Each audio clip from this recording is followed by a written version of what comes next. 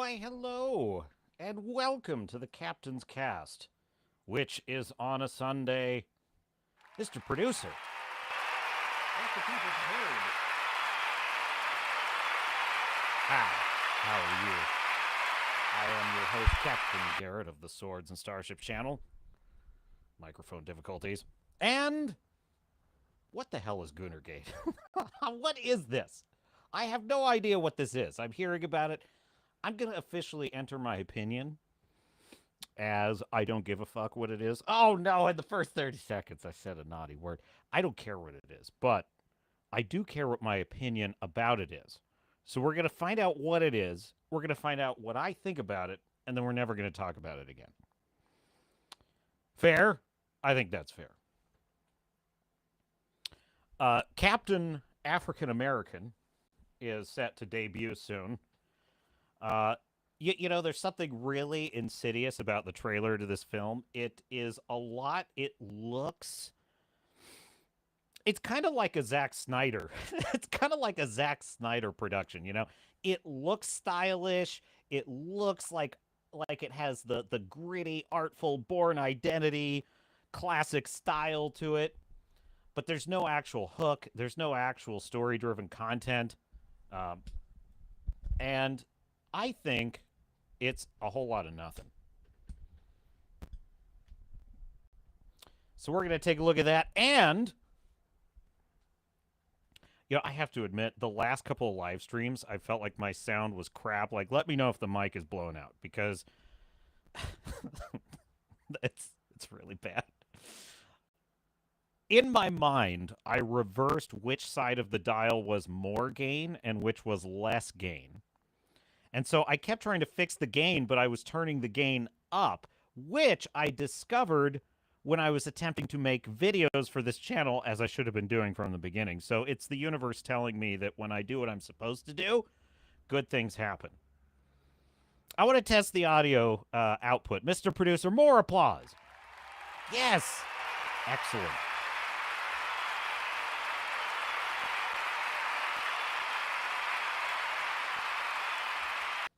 Hey, did you know Dragon Age the Veilguard is a complete failure?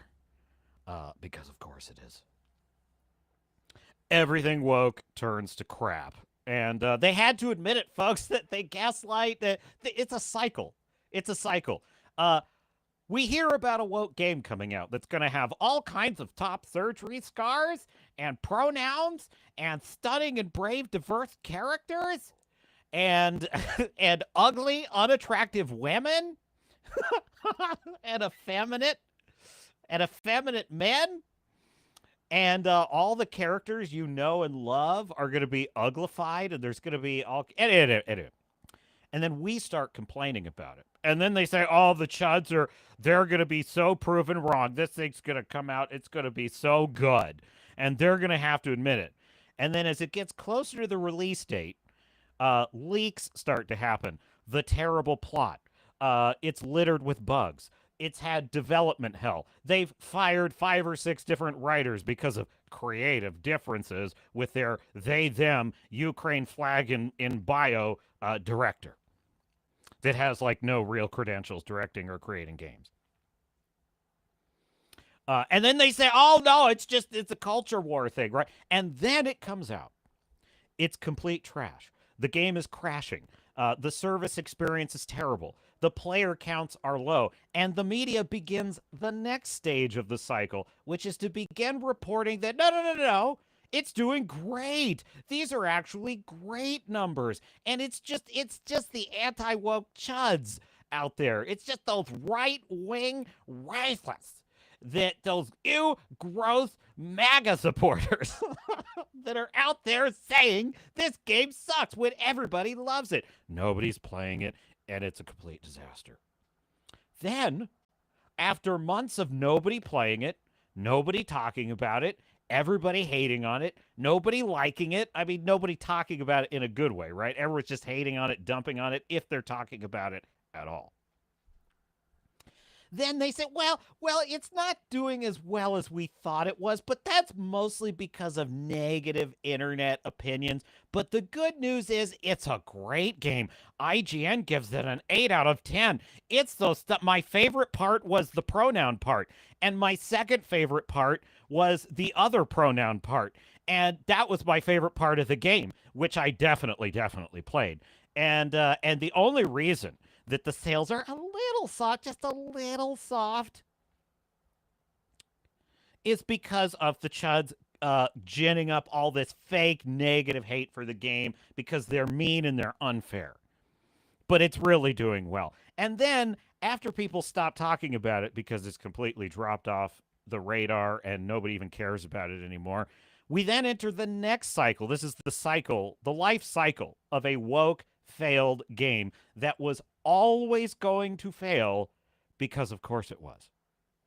Because of course it was. So in the next cycle, they then start reporting what a great success it was because nobody's talking about it. They can now fill that void with more gaslighting. This game is great. It actually rallied there in the last month. Yeah, it's not like the most popular game ever, but so what? Most people love it. And then we enter the final stage, the final death throes of the gaslighting cycle. And that would be the cycle we are currently in with Dragon Age the Veilguard. They have fired, it's either the director or the CEO. I forget who it was. It was that babe, that fake babe, that was running the studio. They fired her, or it, I don't know, whichever they prefer. Now, the second thing that happened is quarterly earnings reports required EA, that would be Electronic Arts, to report their earnings on the game, which unfortunately reveal and confirm what we all knew a year ago. That this game is a complete disaster. It's a failure. Nobody's playing it. And it lost them billions of dollars in market share.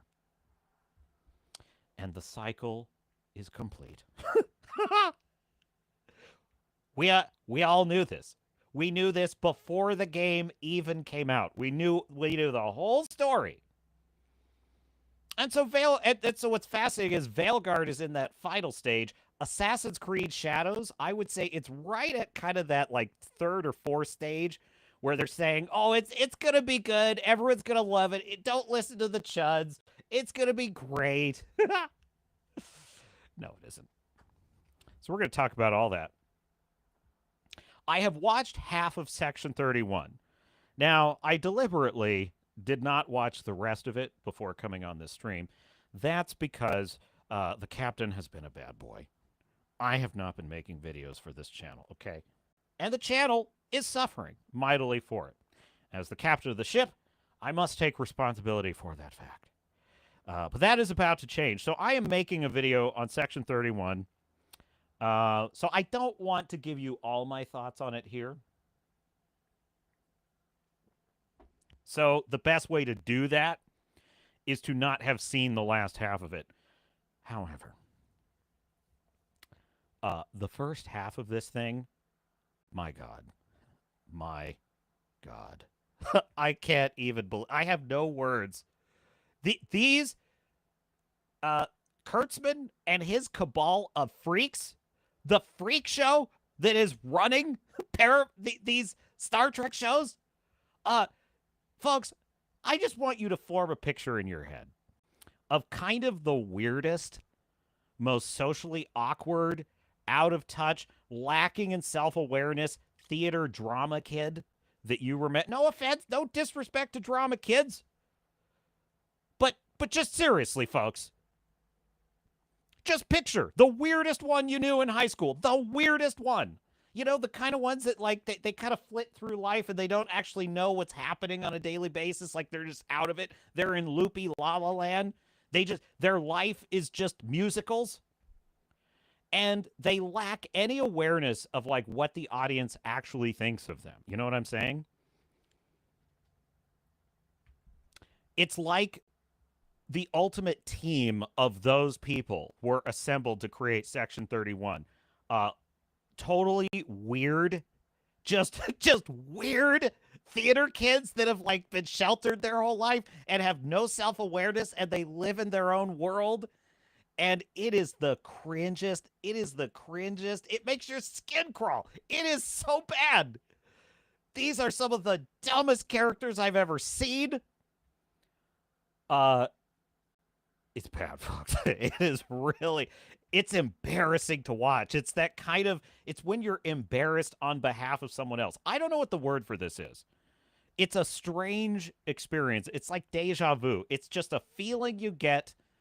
You can't, it just, you don't want to be embarrassed for someone else because you don't care. They deserve the embarrassment they're getting. But something bizarre happens in the human brain where you have this like parasympathetic response, you know, like someone yawns and so you yawn. This is how I feel when I watch the show. I feel this weird sense of embarrassment on behalf of the freak show, the freak show that made this piece of trash. And I can only summarize it very simply the same way I explained The Acolyte.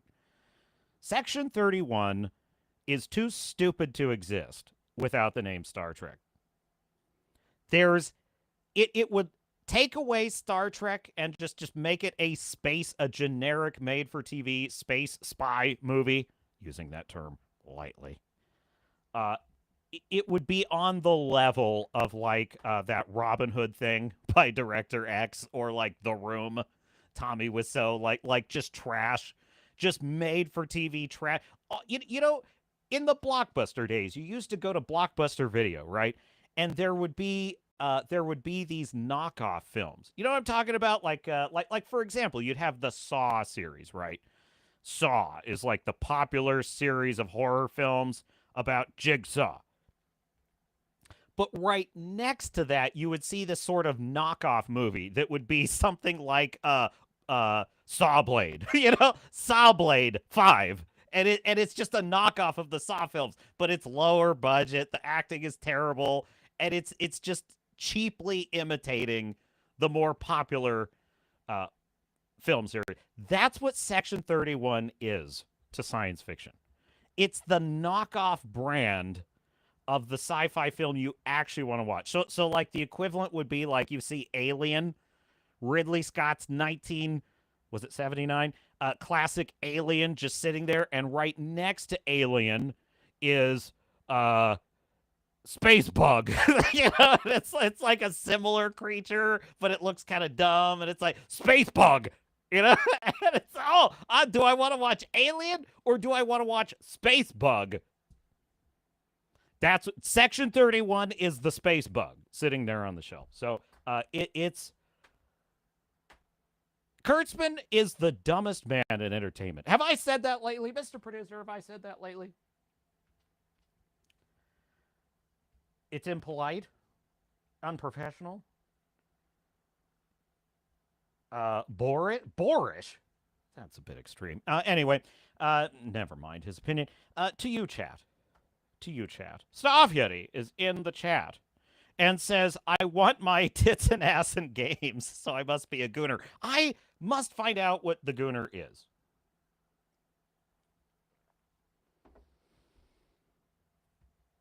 Why do we name everything that's controversial as X gate? You know, insert, you know, like blank gate. Why is there always blank gate?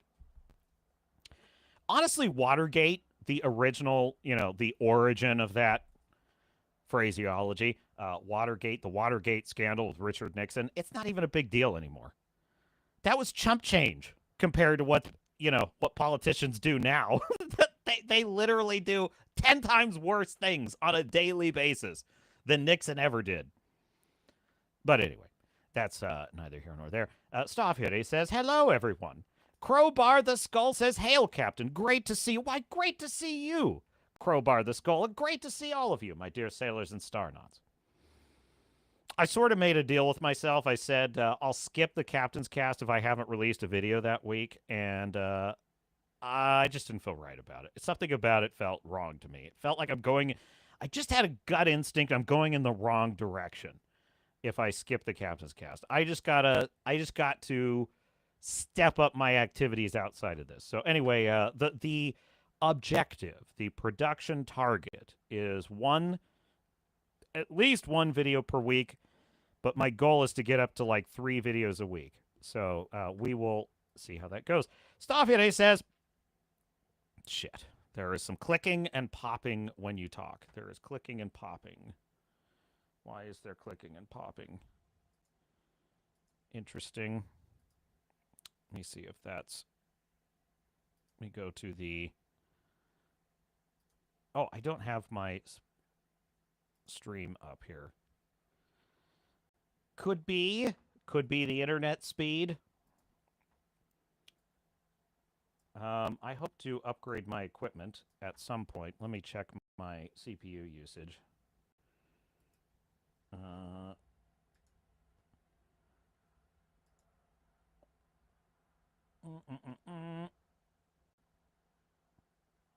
I've killed almost everything that could be interfering. We'll just have to roll with it. Let me know if it continues. I could try... Let's see. Connection is wired. I don't have a VPN enabled. I've ruled out everything I can think of that might be causing that. I could restart Chrome. That would require a short break. Let's see. Let me know how bad it is on a scale of 1 to 10. And if it's like if it's higher than like a 5, it's not as bad as it was at the beginning of the stream. Okay, cool. Thanks, Skunks. I appreciate that. Just drop it like a between 1 and 10 in the chat, because the sound, I need to know what the sound quality is. If it's really bad, I'll restart Chrome if I have to. It's a Chrome issue. I had to switch to Restream because StreamYard, it was so bad and I couldn't fix it. So I'm hoping to upgrade my equipment eventually. All right, Stuff Yeti. Don't hold back. Pretend that you are a merciless... You are merciless, Star Fury. Don't misunderstand. But, I mean, pretend that you're not already a subscribed member of the stream. You're just a petulant, impatient denizen of the internet. Who else we got in the chat? Skunk's Workshop says it's not... Okay, yeah, I got that one. I'm reading too many things at the same time. All right, cool. Why don't we just I want to find out what Gooner Gate is, okay? I don't know what it is. I have no freaking idea. All right. Hang on. Hat Tip Geeks and Gamers, they've got the story. Share screen, Mr. Producer.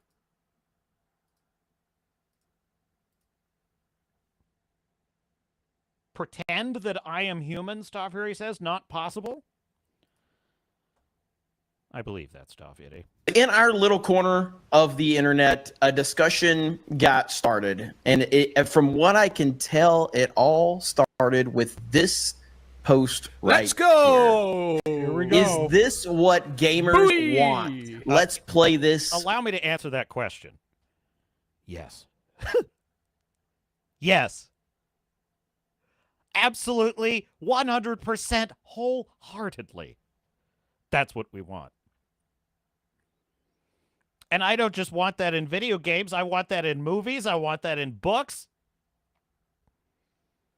So, yeah, that's an easy answer. Roll tape. Right here. Is this what gamers want? Blow it up. So, here we go. Right there. Is this what gamers want? For no reason whatsoever. Yeah, for no reason whatsoever. So this created a huge discussion, and it got a lot of reaction from a lot of people.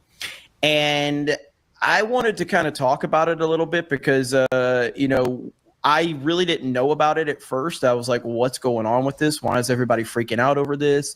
And from what I understand, and I like this person, the person we're about to talk about here, so I'm not trying to throw anybody. Dread Roberts, who I like Dread Roberts, but doing some Stormcrow is in the chat and says, "Hail, my friends. Neil Gaiman is a pest." Thank you, Stormcrow. Just a public service announcement. Don't click on any links that Stormcrow shares. No offense, Stormcrow, but you know why. Some really good content. And this post really kind of got pretty big. And, so any person with a modicum of decency would say, no, this is. I don't have a modicum of decency, I'm afraid to report, based on that standard. Is not where the future of gaming should be headed. The constant promotion of half-naked women as the greener side of the gaming is getting ridiculous, and I'm beginning to think that these people who say they want to save gaming don't actually want to save it.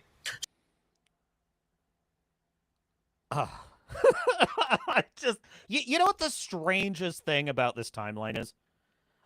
This is actually what the conservative position on entertainment and media in the 80s and 90s was, which is why I find it so bizarre that wokeness, that is far left, wacko, lunatic leftism, has taken this over. Because the left used to be the defenders of TNA, mostly. Because they were the defenders of free expression, right? In the 90s. They said, oh, you can't censor that. Women should be sexed. That's what the left was saying. So in the last 10 years, the woke mind virus has converted the left into this bizarre censorship cult that hates attractive women. They call it the male gaze. They call it being a chud. All that stuff, right? What's strange is that I feel that the pendulum is now starting to swing back, and we're about to get a wave of conservative types clutching their pearls and lecturing us about how human instinct is evil. Look, I have sat in so many writers groups and just different situations where people have reviewed my writing. And by the way, it's totally fair game. I'm totally fine with it. But it just fascinates me how often people would be like, oh, this is very sexual what you wrote here. Not everyone. Some people are like, oh, that was hot. I like that. But some people were just like, I just don't think you should. You're too good for this, Garrett. You shouldn't be writing smutty scenes like this. People I know personally, friends of mine. And I'm like, dude, I know for a fact that you used to watch titty anime. I know for a fact that you enjoy movies or episodes of Game of Thrones or whatever. What the hell difference does it make if it's in a book? You know what I mean? It's just fascinating to me how people get so pearl clutchy about this. Roll tape. So many claim to care about morals and the future generations and not giving even an inch of progress to devs who push woke ideology or whatever else. But then they'll turn around and tell young men and women to support titles that throw this stuff in your face. This is so stupid. It is so dumb. It is not for the game industry or the movie industry or any other entertainment industry to tell the audience what they are to like. That's not their role. Their role is to present a work and attempt to attract the audience's attention. Their goal, in other words, it's the audience that decides whether they like something or they don't. It's the audience that votes by what they buy or purchase tickets to or don't. So the game industries are not telling gamers what they should or should not like. In fact, it's the very games that fail that are attempting to tell gamers what they like and do not like, i.e., ergo, woke games. Dragon Age the Veilguard tells you that you should like this non-binary character, which is why they don't give you any dialogue options to say you don't like him, her, or it. And it fails because you can't tell the audience what they like and don't like. Only they can make that decision. So if the audience does not want to see Stellar Blade's Eve shaking her booty, they're not going to buy it. The market will decide. It is every tyrant hates the free market. Tyrants hate the free market because they don't want people to make individual decisions. They want to make the decision. If you don't like a game with tits and ass in it, don't play it. Most of what I've seen for months now from these accounts are butt, cheeks, and cleavage. Seriously, how is this making gaming better? All we're doing is pushing normies in the same direction, but on a parallel track. People may argue we just want to push back on the ugly women agenda, just trying to make a point to the lefty weirdos. Okay, so where do we draw the line then? Because there doesn't appear to be one. This is why I say that we need real adults with real ambitions, aspirations, and a mature outlook on the future to lead the charge into the gaming industry. People who have their priorities straight and their arousal in check. So, yeah, I mean, that sums up my reaction right there. So again, I like Dread Roberts, and I like Melanie Mack was, obviously on that side of things, and all that, and there's some other people, and I personally I can't believe this is such a big deal. Yeah. That's where I am. Look at Savvy over here. Like, she's people gearing up. She's like, oh. Yeah, Savvy's people need finally hobbies, man. Okay. That's what I think. I think those people need hobbies and fill out their free time. They need to get laid. I present to you, for those of you complaining about women with curves, I present to you Cammy from Street Fighter 2. Specifically, Cammy from Street Fighter 2. Now, who didn't pause their Super Nintendo strategically? I certainly did. Oh, yes. Oh, yes. Hours and hours of feverishly trying to pause it at just the right moment. I also present to you Chun-Li from Street Fighter 2. Let's go. I also present to you Morgan from Darkstalker. Right? This has always been about 90s games. 80s and 90s games. How old were we when I was 10 years old playing these games? And you know what? It was fine. It didn't make me a degenerate. I'm a pretty normal dude, I didn't go down some crazy porn addiction or anything, Look at Mike. Like that. I mean, But at the You're same kind of gay, though. You're hanging out with all of us right now. I would Yeah. say that Yeah. you're Your path taking in a life very specific turn. led you here sitting next to Savvy, a very Good point. degenerate fucking weirdo. So maybe it did fuck you up. Go ahead. A couple of issues wrong with his post. For one, fuck the normies. Appealing to normies is why we're actually in this mess in the first place. Yeah, that's well said. She is dead on right about that. Yes. For two, nobody would actually care what he had to say if he didn't have the condescending first line and the condescending last line. He's completely well within the realm of, expected human behavior to have things that he dislikes. And if he doesn't want to play a game where ass is hanging out and a woman is dancing, he doesn't have to. This whole thing about don't let your kids DEI. play it. But also, he's full of shit because he does want to. That's the point. This isn't about us. This is about him and his hangups. If you don't want to. Exactly, yeah. And this whole thing with DEI is we keep being told, oh, this game wasn't made for you, so we don't buy their games. Nobody gives it a chance and blah, blah, blah. People move on. He doesn't have to spend money on things that he doesn't want. You know what? This is why I struggle with religion, quite frankly. I really do. Because I went through my religious phase in early life. Then I went through my angry, rabid atheist phase. And I've sort of arrived back at I've arrived back at a roughly belief in God. Okay. And it's got me thinking about looking for places to become spiritually connected. Okay. And I'll just leave it at that. But the problem that I have is religious organization because it's performative. There is so much condescension and arrogance and pride bound up in religion. I'm so holy. I only associate with these types of people. I never indulge in my base desires and all that sort of crap. And it's just this air of there's something about it that bothers me a great deal. And I think this is part of it, is this attitude.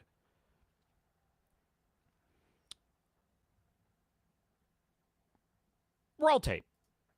That GIF was taken completely out of context. Somebody was having a good time because that is an optional skin that you have to pay. Hail, Wrangler.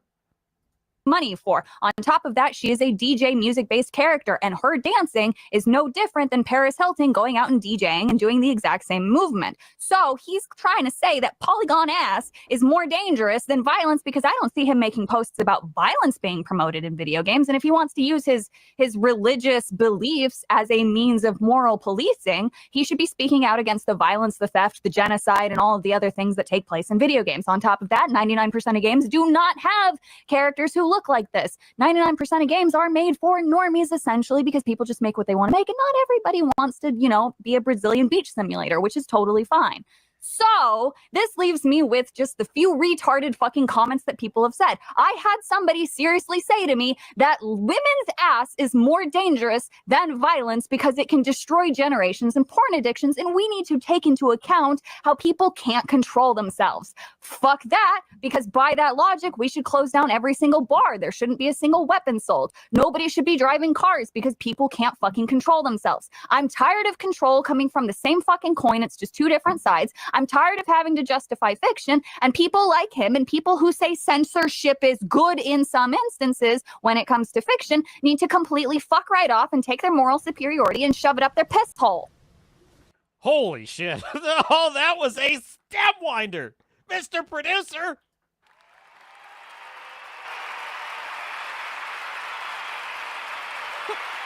She just smoked him.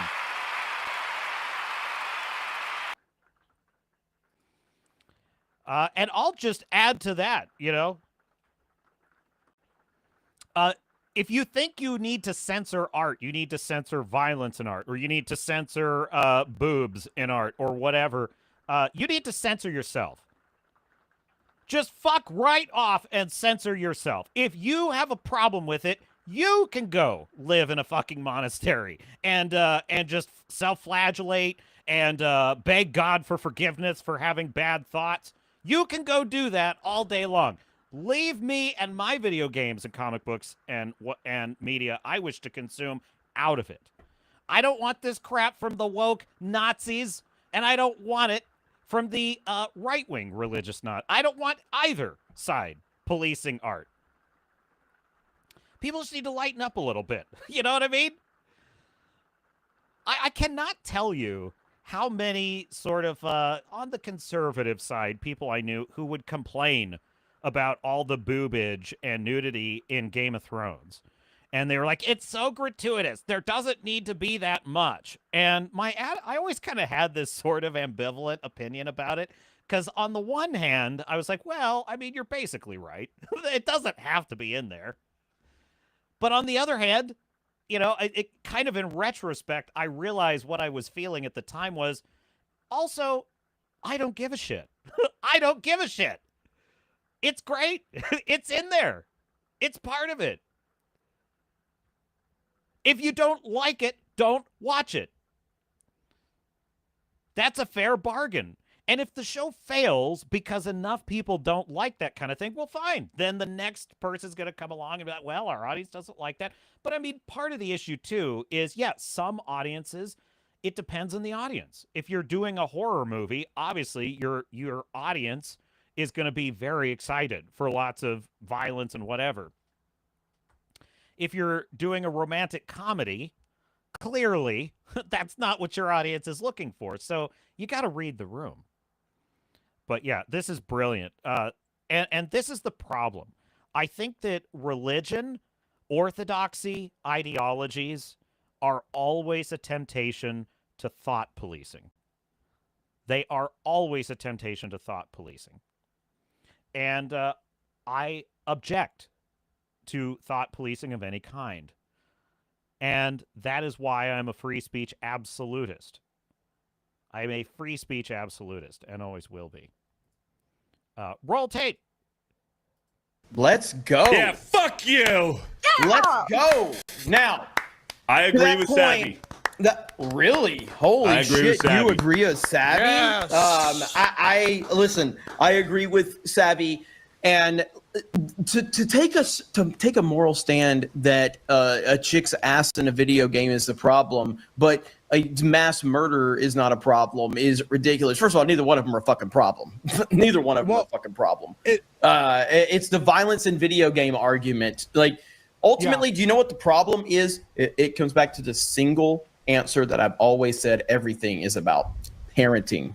And lack of agency. Parenting. It's that simple. It's a rated M for mature game. If you don't want your fucking kids playing it, then the parents should be better parents. But everyone shouldn't suffer because parents aren't good at doing their job as parents. Dude, he is so right about that. Like, when I was a kid in the 90s, I'm a similar age to Jeremy. So, like, we're very aligned in terms of our experience of, like, what culture was growing up. And I remember in the 90s, that was the number one thing. M for mature games, right? That there was constant talk of, like, we can't allow this in games. We can't allow sex scenes in games because games are games. And games can't have that. It's, well, movies can have it. Books can have it. Why can't games have it? Because a kid might play a game and see it.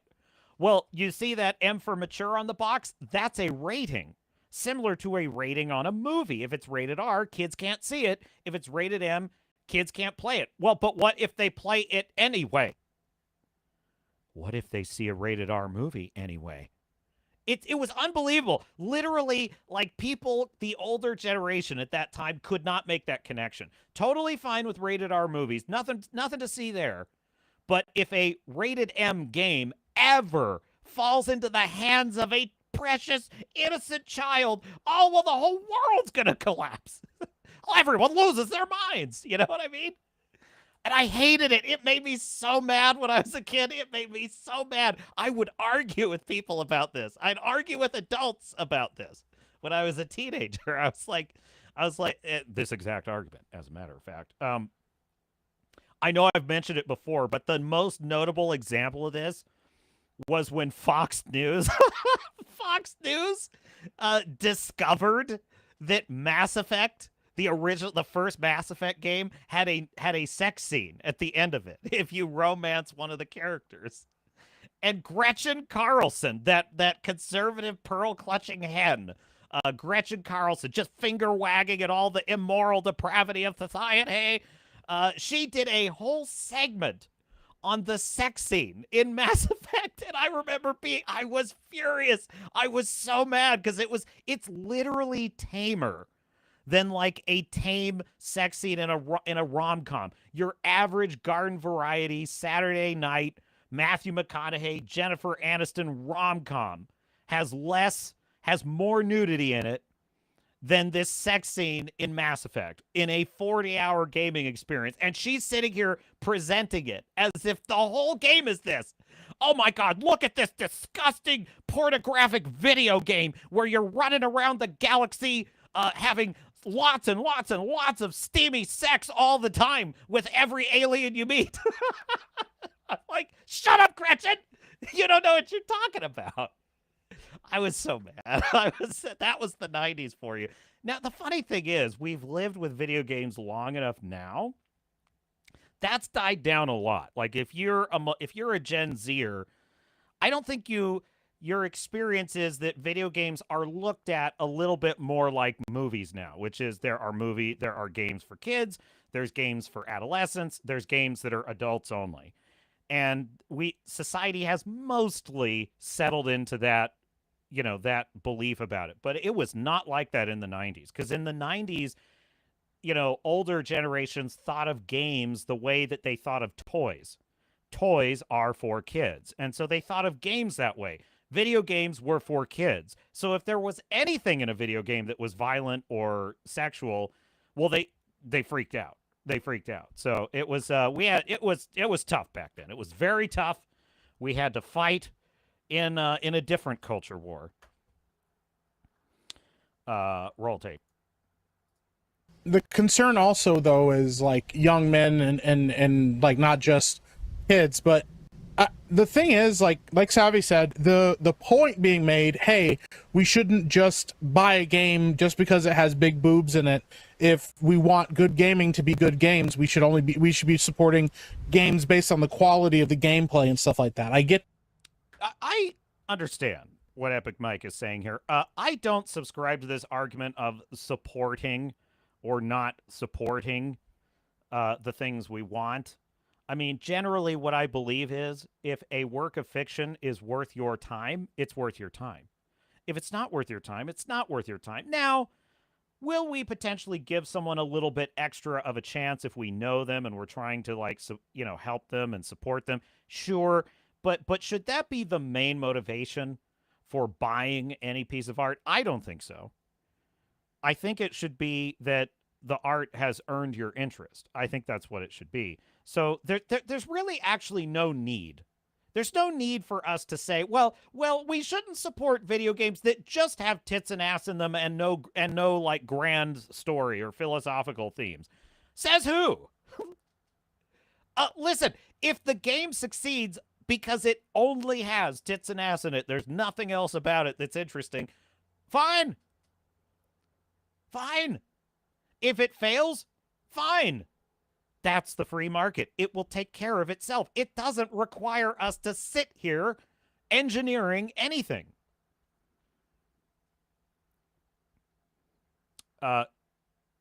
So we're close to done with Gooner Gate because, honest to God, this is such an eye roll. I mean, I appreciate them teasing all this out.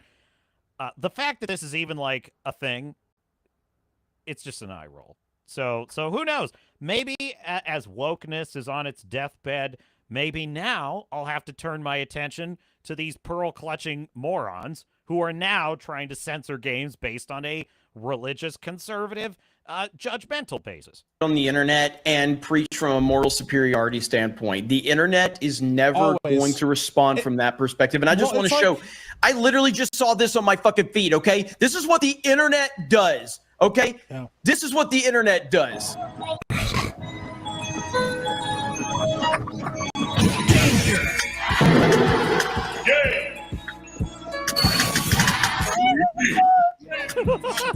This is what the fucking internet does. Dude, the memes are funny. The internet is never going to bend the knee to your bullshit. The internet is always going to do the opposite. Go ahead, Mike. Well, go ahead. There's a similar chat. So this is also just to speak to the level of hypocrisy. So the top profiting mobile game right now that sometimes even beats out Genshin Impact, Honkai Star Rail is a game marketed towards women. It is a dating sim. It does have combat in it, but basically, what kind of fucked up shit are you having me share? Look, listen, this is Jerry. This is a cutscene in it, and it goes to the man titties. Why is that not being talked about by these Puritans? Men are being sexualized like crazy. This game beats out waifu collectors. Women are spending insane amounts of money on this game. I have spent $150 for research on this game. All right? It was difficult to get the scene. Remember when she told us that she... Yes, research, yes. Wasn't out here doing dirty shit, and then she's like, "I've spent thousands of dollars on this game." Only 150, just for research purposes. I read dirty content 24 hours a day, but I don't do dirty things. Well, here's the thing, like, I know this is going to be a very controversial thing, what I'm about to say, even more controversial than my Die Hard opinion. Okay? Oh no. By the way, he's right. Die Hard is not a Christmas movie. It simply is not. Men like hot women, and women like hot men. I know it's crazy. Fucking wild, dude. Yeah. Wild. I know. It's, and it's never gonna fucking change. It's always gonna be like that. Okay, you can try and push all of this, LGBT bullshit, but at the end of the day, that's how the world operates. There you go. It's a new week. This? Ryan has been very positive today. Oh, this is their Die Hard debate. I would be tempted to run it if it wasn't 14 minutes. All right, well, that is Geeks and Gamers. Yeah, let me do that one, Mr. Producer. Stop screen sharing. There we go. Kill that tab.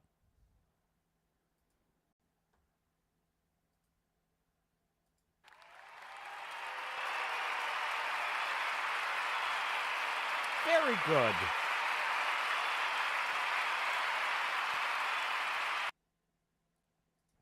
Wrangler says, I'm sick and tired of everything being given the suffix gate. I was just saying the very same, Wrangler.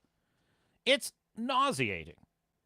Even the original Watergate is not that big of a deal in retrospect now. It's like we've had like 10 major cover-ups since then, far worse than that. So anyway, Crowbar the Skull says, we just got done fighting Gamergate 2 with the woke, and these Gooner Gators come along and try to take over the whole anti-woke movement. You know, Crowbar, it goes back to the classic phrase. I am opposed to totalitarianism, especially your favorite kind. It's a classic. It's like, I'm opposed to totalitarianism, especially your favorite kind, meaning everyone has their own little favorite brand of authoritarianism. It's just human nature, right?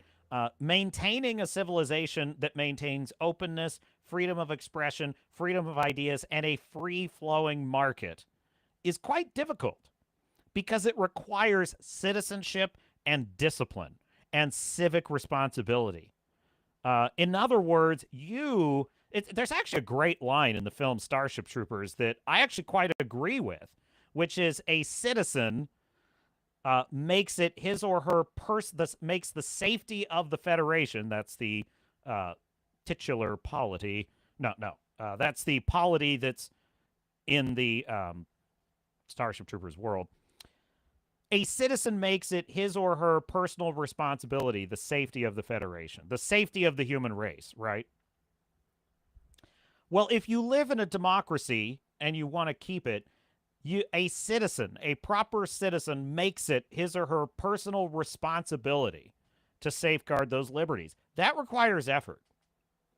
Slipping into simply wanting to control your fellow man and have your way, that's easy. That's human nature. That's the slippery slope we can all go down if we allow ourselves. So the issue is, we've had the left-wing brand of insane authoritarian mental enslavement, and now the pendulum is swinging right back to where it was in the 90s, and now we're getting the religious pearl clutchers. Oh, society is rotting from the inside out because men like boobs. Oh, fuck off. Jesus Christ himself told the parable of, why are you trying to remove a speck from your neighbor's eye when there's a log in your eye? That's what pisses me off about religiosity. Because to me, if you ask me, the people that spend the most time talking about how moral they are and how important their religious morals are and how we should all be and how society's going to rot if we don't all listen to their religious morals, it's always those people that seem to have the most skeletons in their closet. And it bothers me. It bothers me a great deal. I don't mind people advocating for morals they believe in. I don't. Until they cross the line of trying to actually enforce it on everyone and thinking they have a right to. So, in any case, it is what it is. Wrangler says, having sex with every alien you meet sounds like a biography on James T. Kirk. Not really. Kirk really wasn't quite that bad. That's more of a meme. Kirk was actually, Mahler was just talking about this. If you watch the original Star Trek series, Kirk is intelligent. He's very disciplined and calm. And he actually was they mentioned that in the lore of the original series, Kirk was at the top of his class in Starfleet Academy, meaning he's intelligent and very educated. He was excellent at his studies. He was studious. So this ridiculous J.J. Abrams cowboy rebel child that was created in the J.J. Abrams verse that's like sleeping around and running around the Enterprise like a chicken with his head cut off, that's actually the meme of what Kirk is. That's not what Kirk was at all. So, I mean, I know what you're saying. I know, Wrangler. And I know you know. Redoubt Production says, ooh, angry, rabid atheist phase. That'll be an interesting point in the Captain's biopic. Coming to theaters at 25/25. No, there's never going to be a Captain Garrett biopic. It's not going to happen. I'm never going to write a memoir either, because I think memoirs are boring and pointless. Now, look, if you want to write a journal, go ahead. If you want a scrapbook, go ahead. Just don't think you're going to make a mint selling your memoir. You're just not. It's never going to happen. It's a fluke. Once in a while, there's a fluke, and some guy publishes a memoir, and it goes viral. That's a fluke. I don't regret my angry atheist phase at all. I don't regret it at all. I had to go there. I had to go there. I had to go to the absolute bottom of what I believed. Like, I just had to go to the absolute limits of what I thought was true about reality. And yeah, I think I landed in a pretty good place. It's like a superpower, honestly, because I understand all the arguments for the existence of God, and I understand all the arguments, moral, scientific, and otherwise, against the arguments for God. I understand all of the arguments, and the interesting thing is, what I've decided is I kind of let go of making it such an intellectual exercise, and I look at it more as, what do I know? What do I know in my bone? Not what do I believe, but what do I know? And what I know is that we know very, very little about this universe and the forces acting within it. So there you have it. And one other thing that I know is that there's no future in atheism. There's no future in believing in nothing, because I've seen the results. I've seen what that does. I've seen this generation of whacked out, mentally ill people making crying videos on TikTok. And I've seen the ugly, nasty, nihilistic darkness that permeates Hollywood. I have seen the absolute black pill pessimism that the atheist craze, to some extent, has contributed to. And that, to me, is evidence that it's wrong. That, to me, it's not the only evidence, but that, to me, is a major point of evidence. It doesn't work, and it's missing something. It's missing something about the universe. One of the most interesting, I'm a great fan of the work of Christopher Hitchens, legendary. I love listening to the guy talk, you know what I mean? And he makes extremely eloquent arguments against religion. And one of the fascinating things is he took on the case of, how can you believe that we're here for a reason, or that life is worth living if there's just nothing? We die and we decay and we're gone and there's nothing after that. And we're just an anomaly. We're just here by chance. How can you believe in anything? And I think his answer to that was, well, if that is your conclusion, it is possible that you don't believe in anything. And that's fine. But it's also possible that you do. And you know something? I now find that argument extraordinarily sad. I find it a sad argument that reveals the hollowness of that belief system. It's not possible for a universe this vast and this beautiful and this intricate to be here for no reason. It's not possible. Its very existence is a reason, even if we don't know it. See what I'm saying? Anyway, why Wrangler? He's pimping out my book, Blood and Oak. Well, thanks, Wrangler. I appreciate that. Your support continues to be noted, sir. Redoubt Production says, cue Mark Twain's ghost coming to your door and convincing you to write a memoir. Never gonna happen, Redoubt. Just drop it. Drop it, Redoubt. Wrangler says, my memoirs are boring, so I wrote a fiction instead. Exactly. That's why I write fiction. Fiction's more interesting. I want to have fun with reality. You know what I'm saying? would now be an apropos time, Mr. Producer. Well, you know what? Just run it and we'll see how it goes. This video is sponsored by the high seas action-adventure novel Blood and Oak by me, Captain Garrett. Here's the story. When his sister is kidnapped and sold into slavery by the Barbary pirates, a daring young Navy officer embarks on a suicidal quest for rescue and revenge. This is a story of bloody naval warfare, set during the age of fighting sail, with ruthless rogues, smugglers, cutthroats, and pirates, with deadly sword fights, and tall ships slugging it out with cannons. Available now in Kindle, print, and audiobook. Go to www.bloodanoak.com. And when you get there, there's a free special gift waiting for you from me. Get your copy now. The link. Back to me. So yes, that is my book, Blood and Oak. It is a classic action-adventure, Count of Monte Cristo, Three Musketeers style action set in the early American Navy fighting the Barbary pirates. It's fantastic. Now, Skunk's Workshop, you said we should talk business soon. We will. We should and we will. I'm working on... I have an idea for kind of like a short novella of Galaxy Born just as a warm-up. And so that I'm working on. And then my goal is by the end of this year to have a draft done. And hopefully we can start like a Patreon or something. So I'm working on it. Galaxy Born is the next thing. I kind of think that that's more marketable than Blood and Oak will ever be.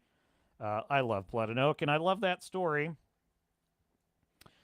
I have no idea how to market that genre. I really don't. So, but science fiction, now that I can do. Fantasy, also very marketable. So I'm even kicking around some fantasy ideas for the future. My priorities right now are my science fiction universe. Speaking of a science fiction space opera that no longer exists, Section 31 is a thing. I thought we would check out the Dave Cullen video on this and just see what he thinks about it. Mr. Producer, if you would. Hat tip Dave Cullen.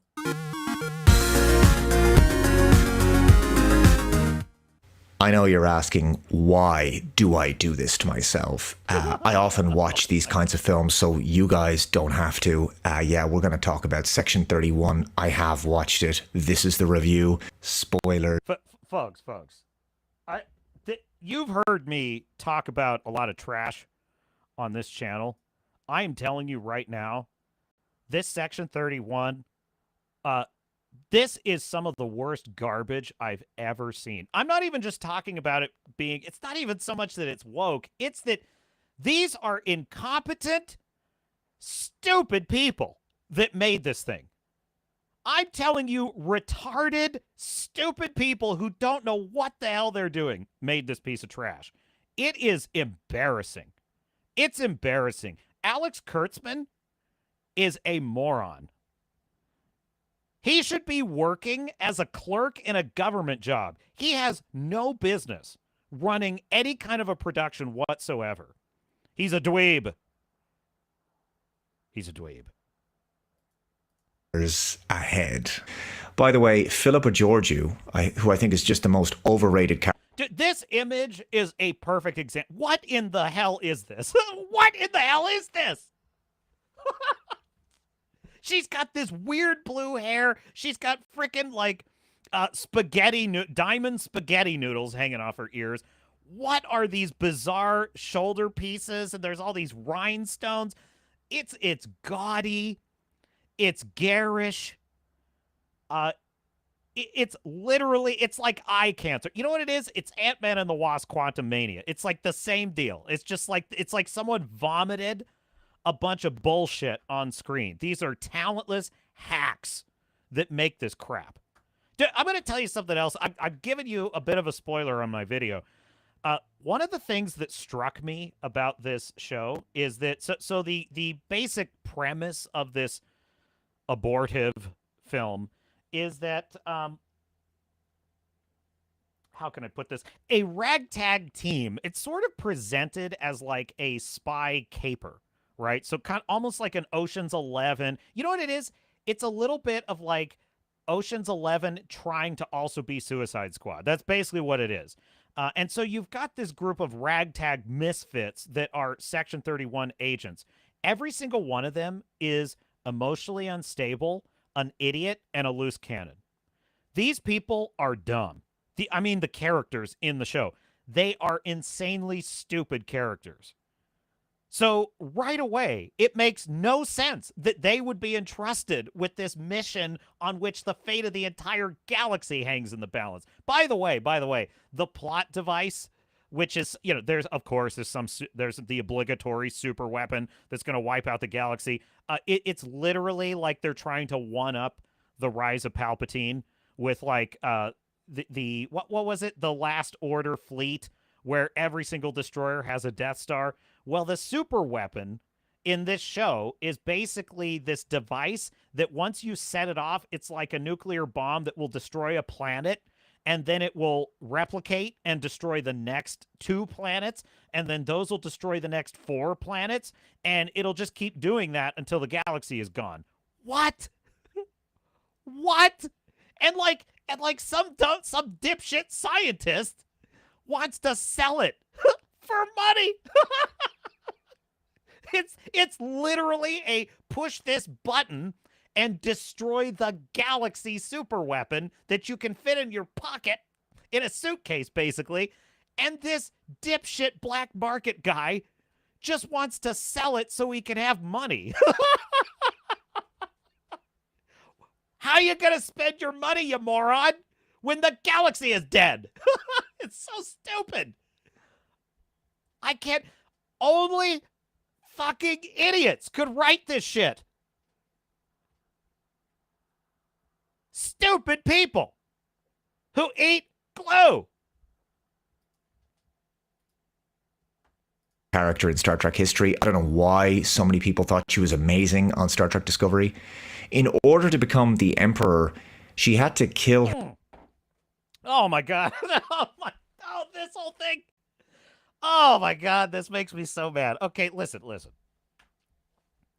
In the original Star Trek series, there was an episode which originated the Dark Mirror universe. It's basically the Star Trek universe, if you don't know.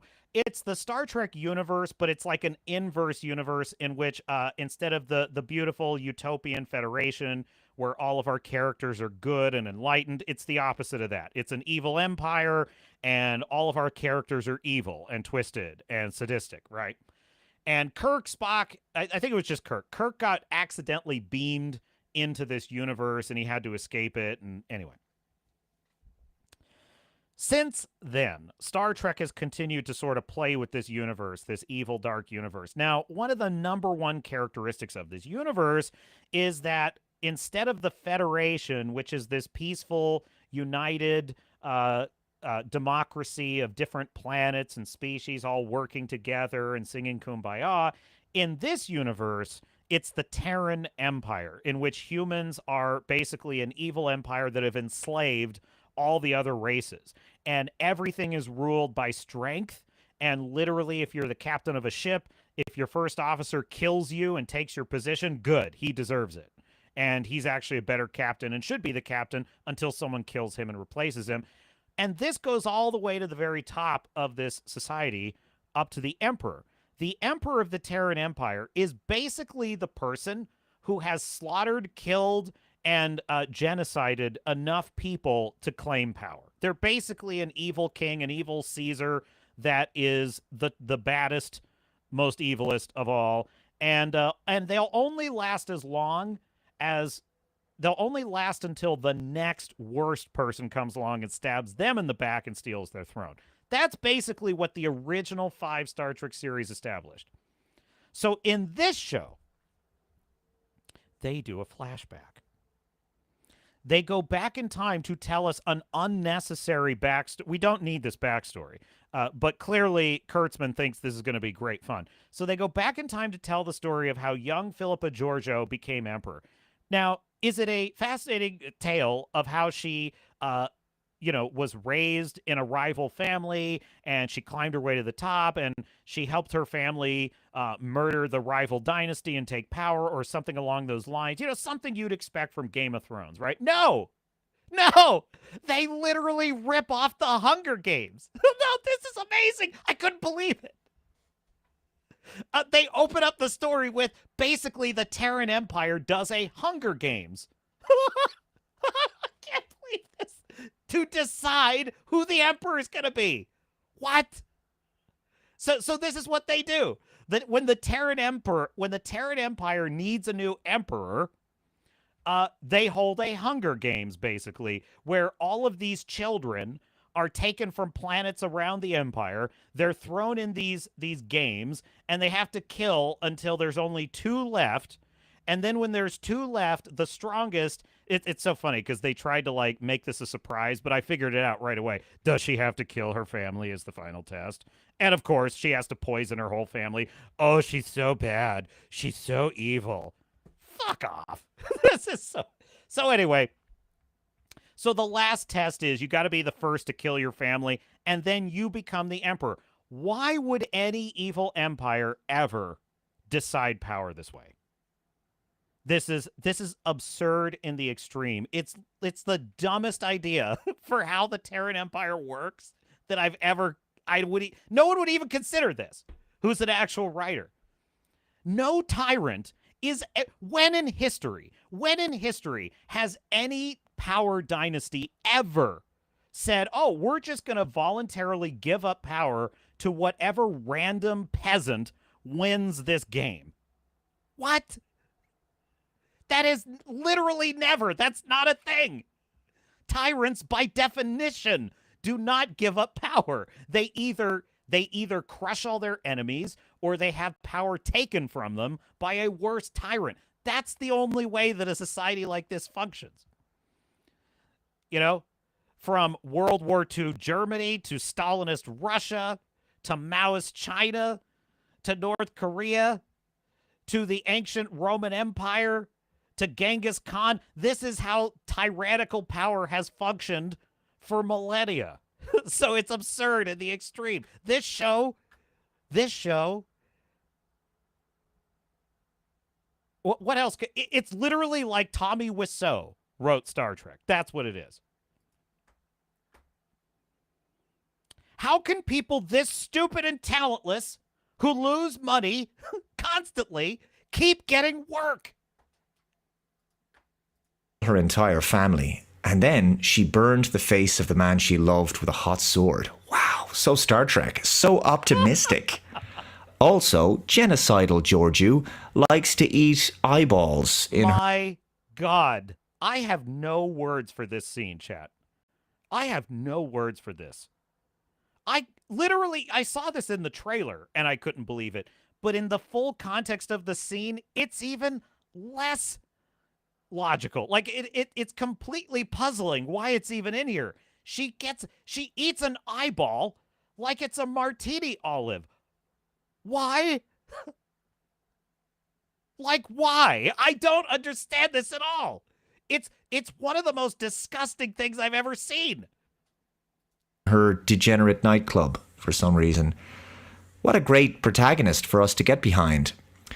Now, she's recruited by Section 31 for one last mission.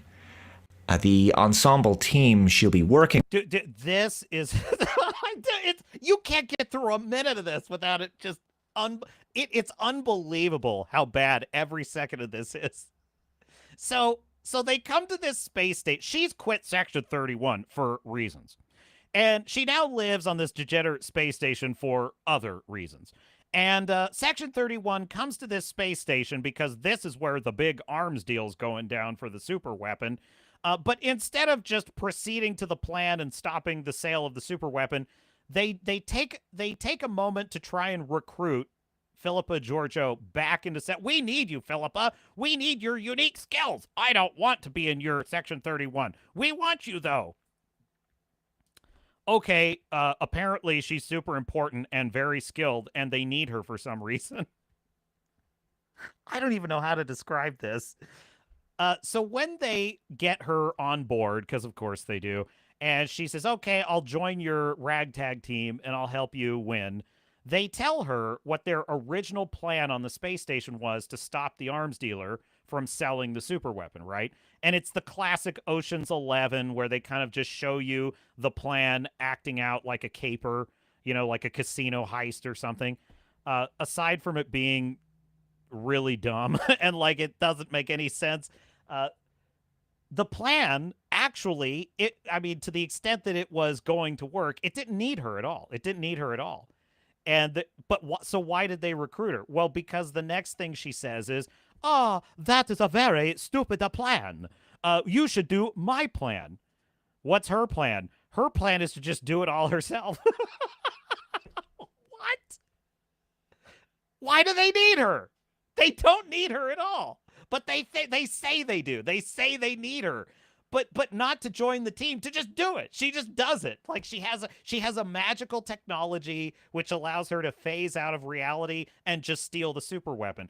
But then another assassin with the same technology fights her, and because they're the only two that are phased out of reality, they're the only two that can fight. So the whole team of Section 31 agents becomes an audience who just have to watch Philippa Georgiou do a martial arts fight with this assassin. It's so bad. It's the worst action blocking I've ever seen. And this is the best part, chat. She loses. And she loses the super weapon, which can destroy the entire galaxy, and they get away. Think about this for a second. The Section 31 team had a plan, leaving aside how dumb it is for a second, they had a plan that would have stopped the guy that did not require her. But the leader of the team begged her to join because they needed her to ensure their success. She then takes over the mission and totally fails. The whole galaxy is now in peril because of her. Do you want to know what the next thing that happens is? This is going to blow your mind. Here's the next thing that happens. She says, you need me to help you find this thing. And they're like, you're right. We need your help to find this thing. You're never going to find it without me. And they beg her to join the team, and she joins the team. And I'm like, she's the reason you lost it. She's the reason you lost it. This makes no sense at all. She's literally the worst part of your team. She's literally a failure. But the show acts like she's the super spy that's going to save it all. And the worst part is, well, as dumb as she is and as incompetent as she is, she probably is the most effective member of the team because the other idiots on the team are stupid. Like dumb drool. They're just drooling retards. It's incomprehensible to me. It is incomprehensible to me how this nonsense even gets made. I just don't understand it. With are comprised of this guy in this guy. This guy. We'll be here all day if I keep doing this. Just roll tape, Mr. Producer. Special bodysuit because he has some sort of body condition. There's a Vulcan who speaks with an Irish accent and he has emotions, but it turns out he's not actually a Vulcan. His body is artificial. He's actually a small microscopic creature controlling the body. Both he and Suit Guy seem to get easily offended at the slightest accidental misuse of language to describe them. Almost. It's unreal, chat. There are multiple scenes where all 5 of the characters are standing around arguing with each other about how they like to be talked to. It is the most cringe, emotionally fragile, like millennial or Gen Z behavior. It's like a bunch of emotionally stunted, sensitive TikTokers are arguing with each other about, oh, that's very disrespectful. Oh, that's not how I like to be addressed. Oh, that's not true. You're not affirming my identity. It's unbelievable. Whole scenes. It's just, and I'm like, these are the rock stars that are going to save the galaxy. This is the impossible mission force that's going to save the world. Like microaggressions or something. They're incredibly brittle and they get insulted at the drop of a hat. Not something you would expect from, tough guys. Also, this bald woman is Delton. but she's killed off actually quite quickly in the film. There's also a shapeshifter. The woman with blue hair, she does change her appearance. This is really the worst crime of this. So you may remember one of the best episodes ever. It's probably my second favorite episode of Star Trek The Next Generation. It's called Yesterday's Enterprise. And it's about the Enterprise D encounters an anomaly. Okay, and the anomaly leads to about 70 years in the past or something like that, and an old ship comes out of the anomaly, and it's the Enterprise C, the predecessor of the current Enterprise D. And it turns out that the Enterprise C has just come through time into the future 70 years. And this completely alters the timeline because it turns out that the Enterprise C had sacrificed itself defending a Klingon colony against a Romulan attack, and that this is what ultimately led to peace between Klingons and humans, and what led to kind of, the alliance, let's say, between Klingons and humans in the modern timeline, right? Well, because the Enterprise C was accidentally pulled out of that battle by this anomaly, that never happens, and now the Federation is in a losing war with the Klingons, and they live in a time of constant warfare and suffering, and the Enterprise is now a warship. Captain Picard is now a wartime commander, and Guinan is the only character that sort of senses the change. She's the only one that kind of senses that time is not the way it's not, this isn't the timeline we're supposed to be in, right? And so she convinces Picard to send the Enterprise C back to its own time and finish the battle, knowing that the entire crew of the Enterprise C will die. He has to convince the captain of the Enterprise C to knowingly do this. The captain of the Enterprise C is Captain Rachel Garrett. An excellent name, if I do say so myself. But anyway, Captain Garrett of the Enterprise C, and not of the Swords and Starships channel, please like and subscribe. Captain Garrett of the Enterprise C has to be convinced to go back and willingly sacrifice her own life and her crew in order to prevent this future war. And she agrees, and she heroically sails back into the breach and fulfills her destiny in history, okay? This character on screen right here, this is Rachel Garrett.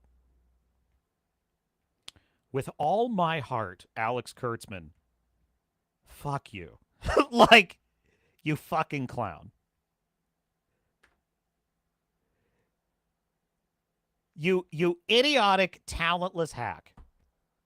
Stealing the work of better men. Stealing the work of better writers and better creatives.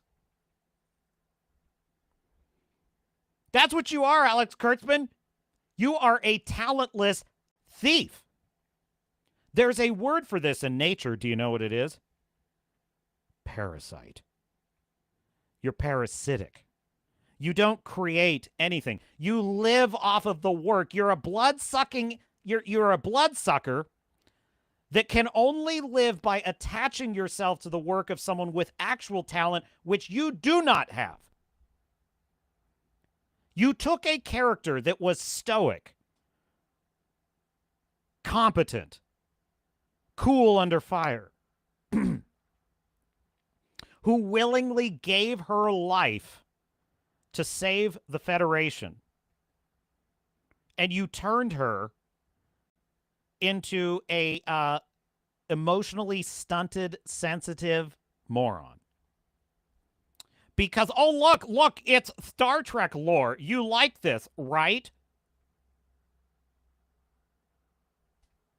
This is all these wackos can do. Lucasfilm, same deal. This is all these wackos like Dave Filoni. This is all they can do. They take better characters. They steal from the Star Wars extended universe. They steal characters that George Lucas created, and they shove them like Anakin. Anakin within Ahsoka. Anakin within Ahsoka. Hayden Christensen within it. They steal better work, and they draft off of it because they're losers. They've destroyed every single IP that they've mined. They've destroyed every single one of them. Indiana Jones, Star Wars, Star Trek, Doctor Who, fucking Willow. They've destroyed all of it. Because they're parasites. The writing, directing, acting, creative equivalent of a parasitic organism. And it makes me sick. Later, she's Starfleet. She's overseeing everything.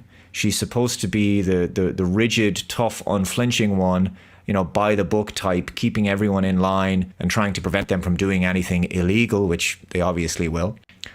By the way, there's banter going on between them, and they make fun of each other. They pass insults, you know, under the breath or faked cough remarks, that kind of thing.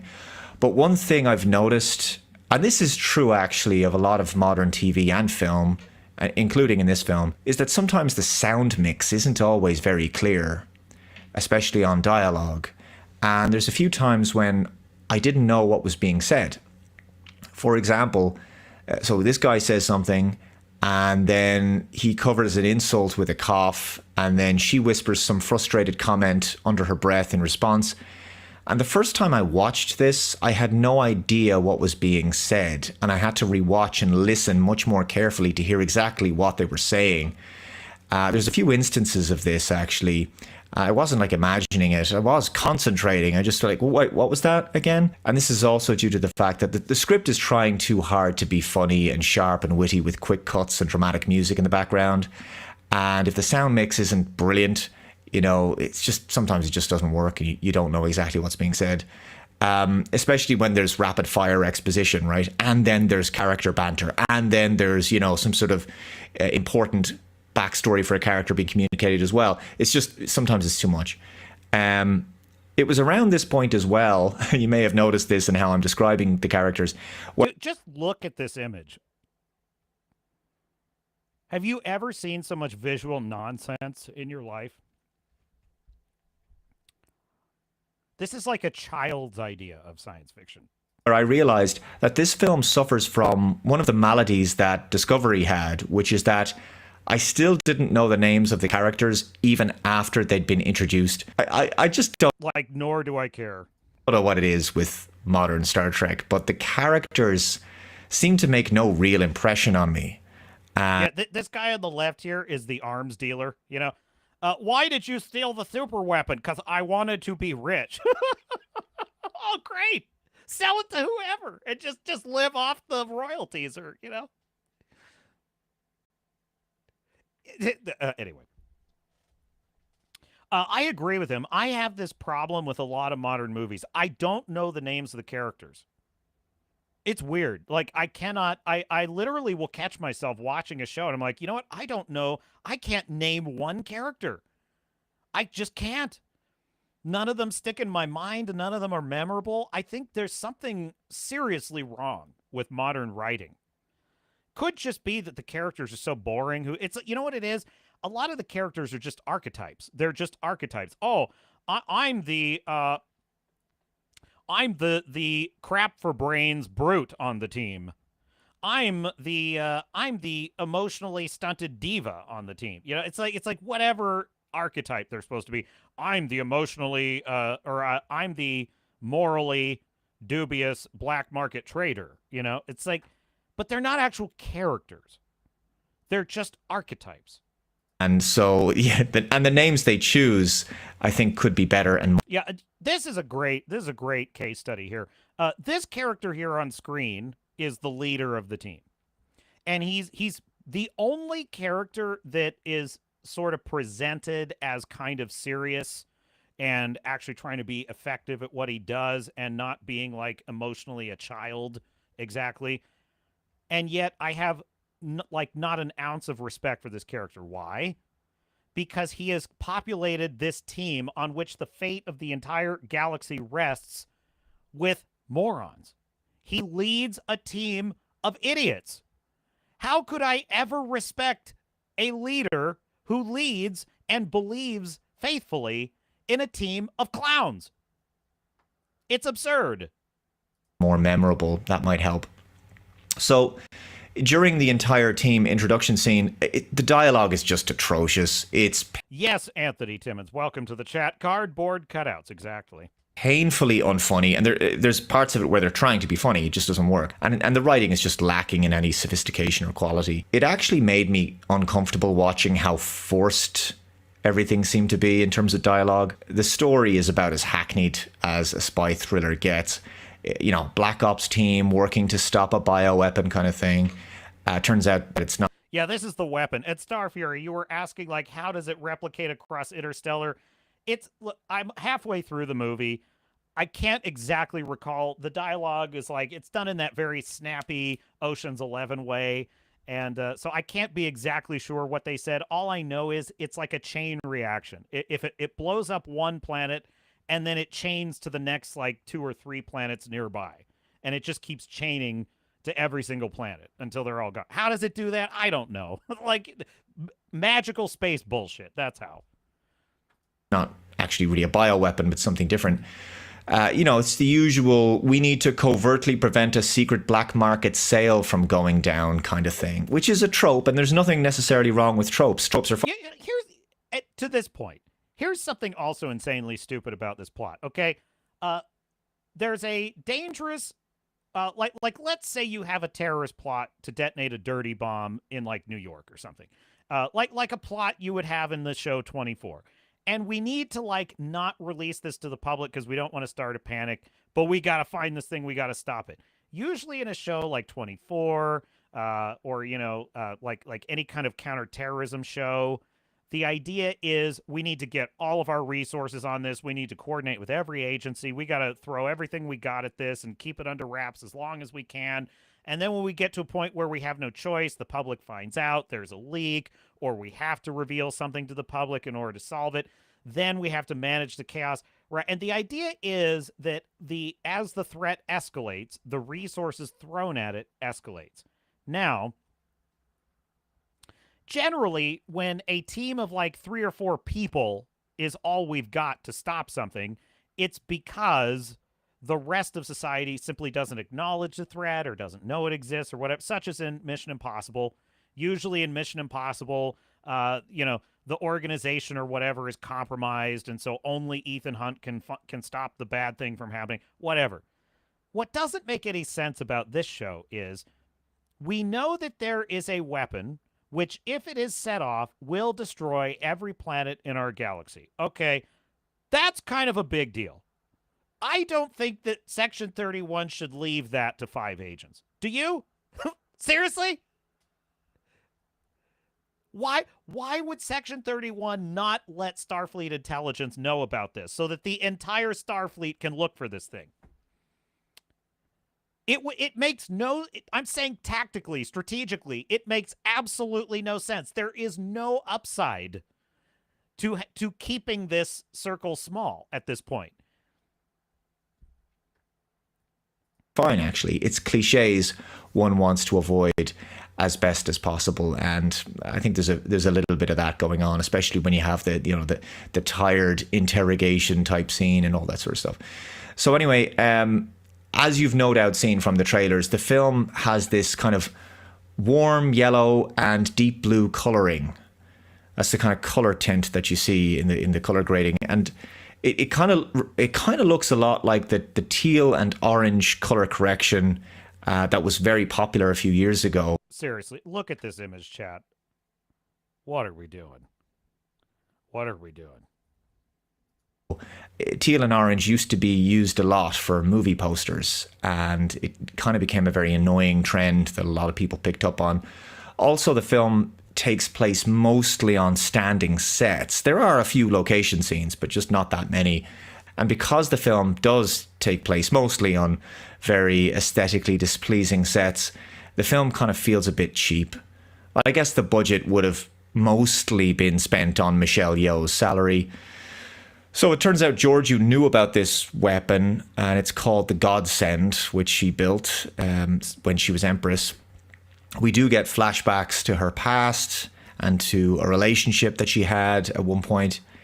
And I think they've they've really leaned into the mirror universe Section 31 stuff in order to make, Dark Trek, because since Bad Robot took over, it's like they've kind of wanted to turn Star Trek into Game of Thrones, and we saw a little bit of that, especially in the first season of Star Trek Discovery. So it's basically a race to stop the Terrans from coming from the mirror. That's exactly what I've thought ever since Star Trek Picard. They want to turn Star Trek into Game of Thrones. That's what they want. By the way, that's what every hackneyed, cliche creative in the industry wants to do with literally everything. They want to turn Rings of Power into Game of Thrones and Breaking Bad. They want to turn Star Wars into Game of Thrones. Hello, Acolyte. They're uninspired, unimaginative people. The gene pool is getting small in Hollywood. Let's just put it that way. Universe and getting their hands on a deadly weapon. I guess there's technically nothing wrong with the basic premise or even some of the characters, for a sci-fi movie. Even the Vulcan guy started to sort of grow on me eventually. Incidentally, the action sequences and the fights in the film, they just have very little impact. A lot of this movie just feels very style over substance. But the central issue is that nothing about this film is Star Trek. I think that's pretty clear from the trailers. I mean, the only thing Star Trek about this is some of the names of the alien races, a few references here and there, and some familiar sound effects. There's no boldly going anywhere here. There's no interesting sci-fi concept, no highbrow ideas, no moral or ethical dilemma, no intelligent plot, no exploration, no optimism, and no hope. But moreover, let's just play devil's advocate here and say, well, that's not the intention. Our intention is to show you the dark side of the Federation world. Okay, fine. It still fails to explore anything that was established in the actual Star Trek shows. Like Deep Space Nine, which is the show that originated the concept of Section 31. This clown show bears absolutely no resemblance to any of that. Section 31, when introduced in Deep Space Nine, was meant to be, and was, a very deep meditation on the morality of fighting the Dominion War. That is, the Federation fighting for their freedom against the evil, tyrannical Dominion, the genocidal Dominion, which was planning a genocide of Earth, by the way, if they won the war. So the idea was, how far is the Federation willing to go to win this war? What morals, what principles would the Federation be willing to break when everything is on the line, when it's literally a war of annihilation, a war of survival, right?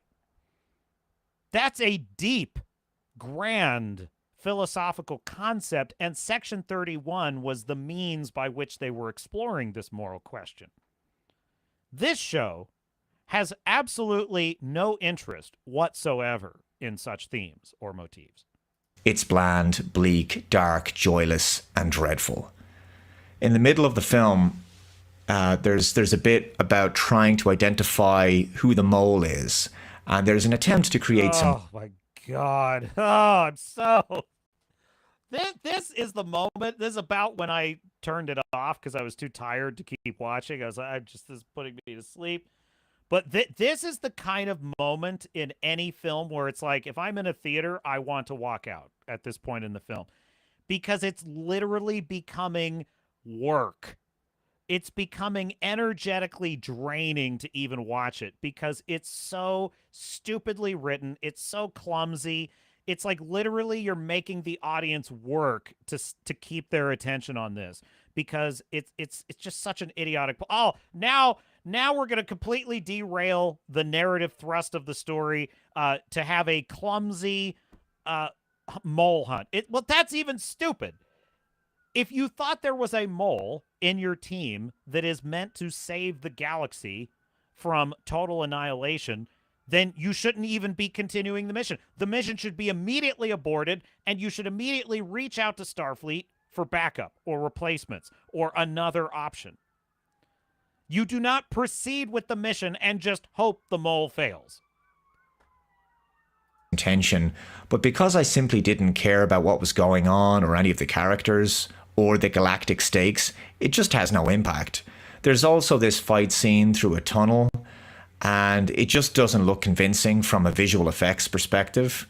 It looks like it was filmed against a back projector or a very obvious AR wall, which it could have been, I don't know. But either way, it's very distracting. So long, rather boring story short, the film actually ends with a cameo from Jamie Lee Curtis at the end of the movie, and she's the head What? of Section 31 and appears in a holographic message. This is definitely a cameo I wasn't expecting. But what's amazingly stupid here is that they play this super secret mission briefing in a bar in full view of dozens of members of the public. Wow. Oh, that's classic. That is classic. Why do I say that the Acolyte and Ahsoka and Secret Invasion and the Marvels and Indiana Jones' Dial of Destiny, Star Trek Picard, Star Trek Lower Decks, Star Trek Discovery STD, and Star Trek Section 31. Why do I say that all these things ad infinitum are written by stupid people? This is the perfect example of why I say that. You are not an intelligent writer. Indeed, probably not a very intelligent person.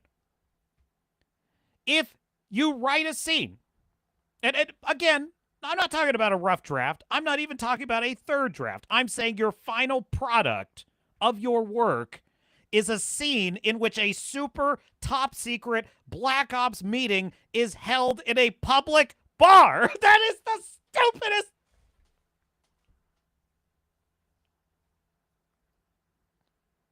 You cannot be intelligent if this is what you do. You just can't.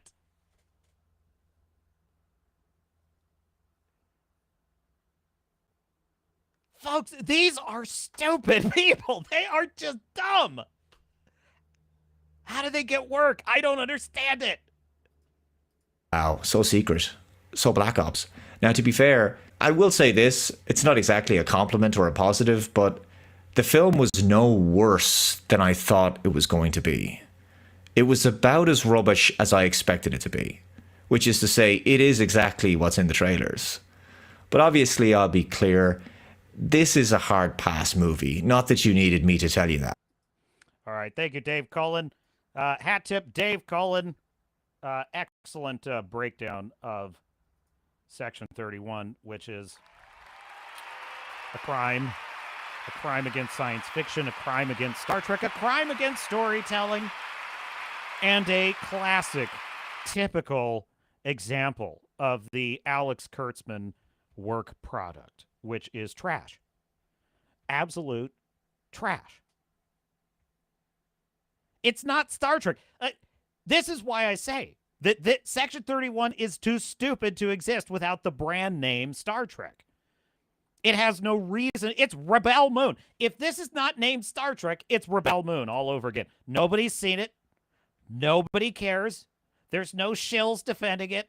I mean, frankly, we're kind of already at that point with Star Trek anyway. But what I'm saying is it would be even worse because literally nobody. We can go onto Google Trends right now and type in Rebel Moon. And like it's going to be at the absolute bottom of any kind of search volume or interest. Because it doesn't have the name Star Wars, it doesn't have the name Star Trek, it doesn't have the name Battlestar Galactica, it doesn't have any of those storied legendary names. It's Rebel Moon, in which you get to watch people harvest wheat in agonizingly slow motion. So the Acolyte, which is just as insanely stupid and morally bankrupt as Section 31, would not exist without the brand Star Wars. It would just be a forgotten, made for, just low budget, bizarre, who asked for this kind of science fiction feature that nobody watched. That's all the Acolyte would be without the name Star Wars. That's all this would be without the name Star Trek. That's why I get so infuriated when they insert... It's not like anyone even... Only hardcore Trekkies remember who Rachel Garrett is. Like, you've got to be a full-blown Star Trek nerd to remember who Rachel Garrett is. That would be me. She's only in one episode of the series Next Generation, which is yesterday's Enterprise. That's the only episode that ever references the character of Rachel Garrett. So what is even the point of putting her in Section 31? Well, ostensibly, it has to be to please, in theory, it has to be to please a fan of Star Trek The Next Generation. A hardcore fan. But this is an offense to Star Trek The Next Generation. It makes no sense. So there you have it. Yeah, the Wokalite tried it, Anthony Timmons, and it failed. Wrangler says, when Section 31 targets me, I call Michael Weston. Become a client today. Michael Weston for all your spy and Black Ops needs. Fu Man Blue is snickering in the corner. Oh, no! Star Fury! No! Oh, Star Fury! You can't say that, Star Fury! Yes. Oh, jeez. This is why you get timeout, Star Fury.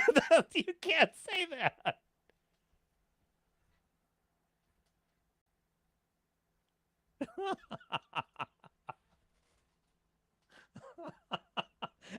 But in your defense,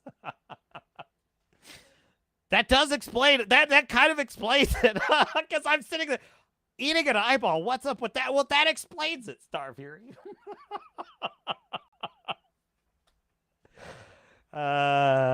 He's out there, folks.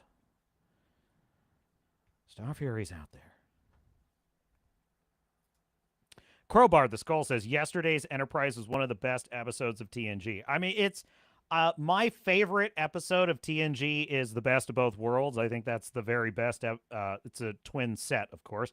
That's the best episode of TNG. Yesterday's Enterprise is a close second.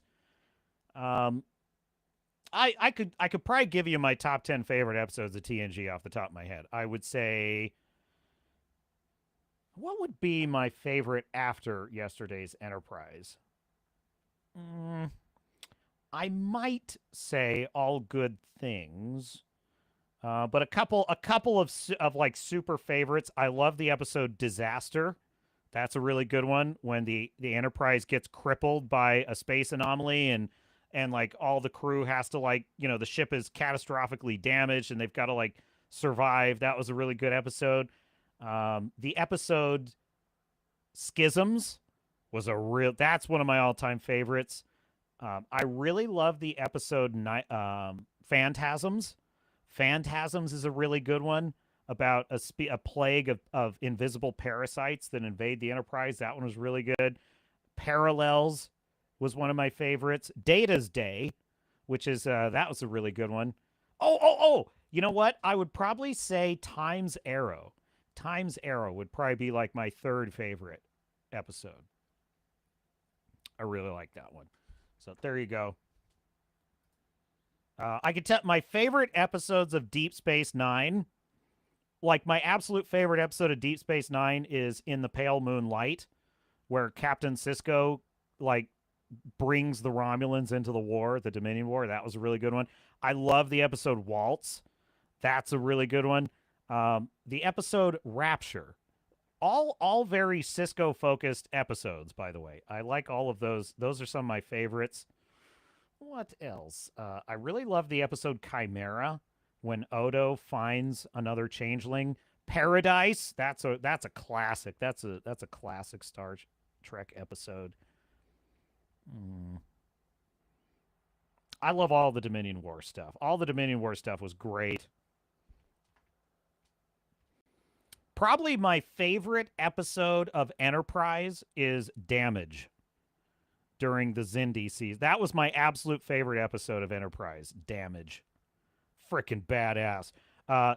The Enterprise has to get to this meeting point in 3 days. If they don't, there's no way to stop a weapon that's going to destroy Earth and prevent the Federation from ever being founded. So everything's on the line. The problem is the Enterprise is so badly beat to shit from a battle that it's literally falling apart, and it can't get higher than warp 1, which isn't fast enough. And they need a new warp coil. They try to barter with this alien species for the warp coil, but they won't give it up.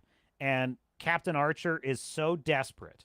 And by the way, Scott Bakula's performance of this is unbelievably good. He's so desperate that he literally decides, you know what? We're going to steal it. We're going to steal it. And he basically becomes a pirate for an episode. But a good pirate. He leaves them food and supplies and as compensation, and so that they're not defenseless. But he steals it, and it's freaking unbelievably good. Now, is it good because he steals something? That's what Kurtzman would think. Kurtzman would think that episode is good because a Star Trek captain does something sort of bad.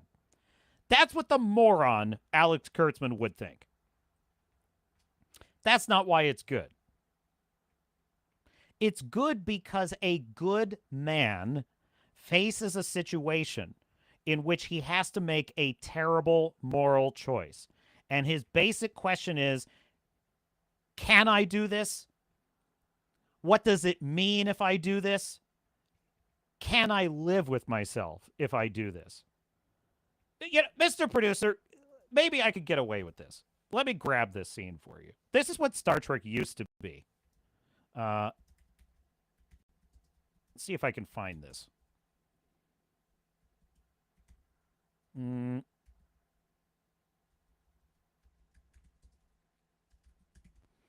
This is like a real Hail Mary here.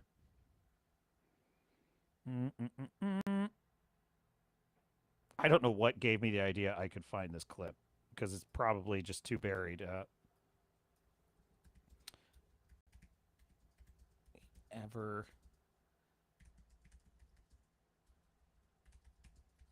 Bear with me, chat. I'll just give it one more shot here.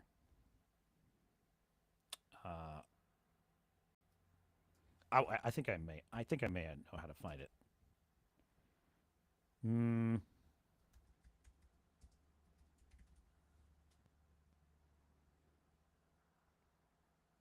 Oh, well, I can't find it. All right. Abandoning search, delay of game. But basically, it's just a scene in which Archer is deciding whether to do this. And he asks Dr. Phlox, who's sort of the most ethical, moral character on the crew, because you know, he's all about the Hippocratic Oath, so to speak. And he comes in, and Archer says, have you ever done anything as a doctor that you feel was morally questionable? Or possibly morally wrong, something like that. And Phlox says, yes, twice. Why do you ask? And then Archer says, because I'm about to cross a line, and I don't know if I can ever go back. And it's fantastic. It's so great. Starfury says, Captain Rachel Garrett is your future progeny, Captain. Maybe, Starfury. Maybe. A worthy descendant. Good choices, Crowbar. Measure of a Man, the drum. Of course, the drumhead. How could I forget the drumhead? That's a great episode. Measure of a Man, also brilliant. There's a lot of great TNG episodes. All right.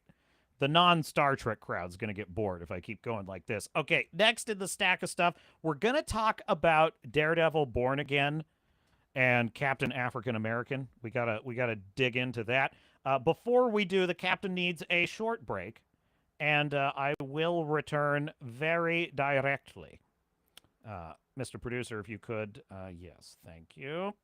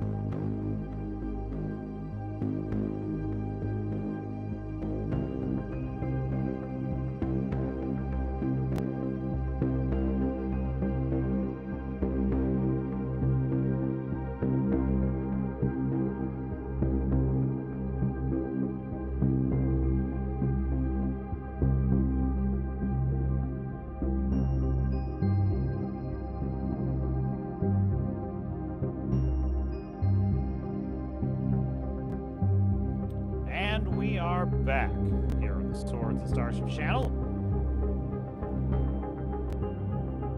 Your host, Captain Garrett.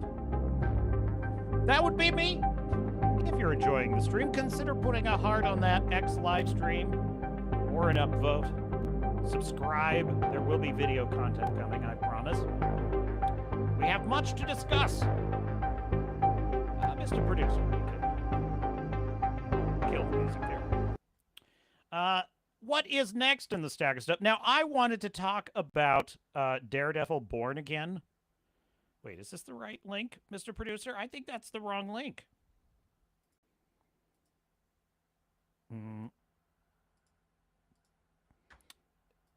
Hat Tip Critical Drinker. Let me grab the video real quick here.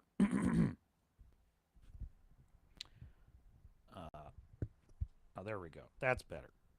That's better. Critical Drinker.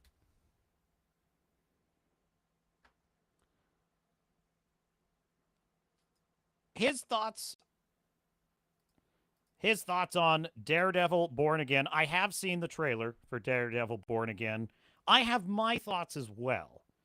But I'm going to share them with you by way of reacting to the Critical Drinker's analysis. One of the phrases that comes to mind so often when I think about modern media is, wow, we didn't realise how good we had it back then. Whether it was Terminator movies that didn't look like a bunch of angry, confused inmates from the local old folks home had escaped and gone on a gun-fueled rampage, or Star Trek shows that were more than a series of hysterical checkboxes, crying and hugging each other while talking about their feelings, or in the... If I ever have to see the Michael Burnham ugly cry face again, it'll be too soon. In this case, the Marvel TV universe on Netflix that premiered 10 years ago. A neat little interconnected group of shows about low-level heroes and villains set loosely within the framework of the MCU without being completely handcuffed to the ludicrously overblown storylines it was devolving into. In a franchise that was increasingly focused on skybeams and multiversal disasters and galaxy-hopping space aliens, these shows were about street thugs, gangsters and crime lords fighting for control of New York City. They were dark, gritty, violent and mature, and they made for a neat little counterpoint to all the bright colours and snarky humour of the mainline MCU. Yeah, and I'll tell you, I mostly liked Luke Cage. I would say I sort of didn't like the first couple episodes, but towards the end it got pretty good. But that Daredevil show was a 10 out of 10. Absolute 10 out of 10. And I thought that the good times would never end. I really did. I thought, wow.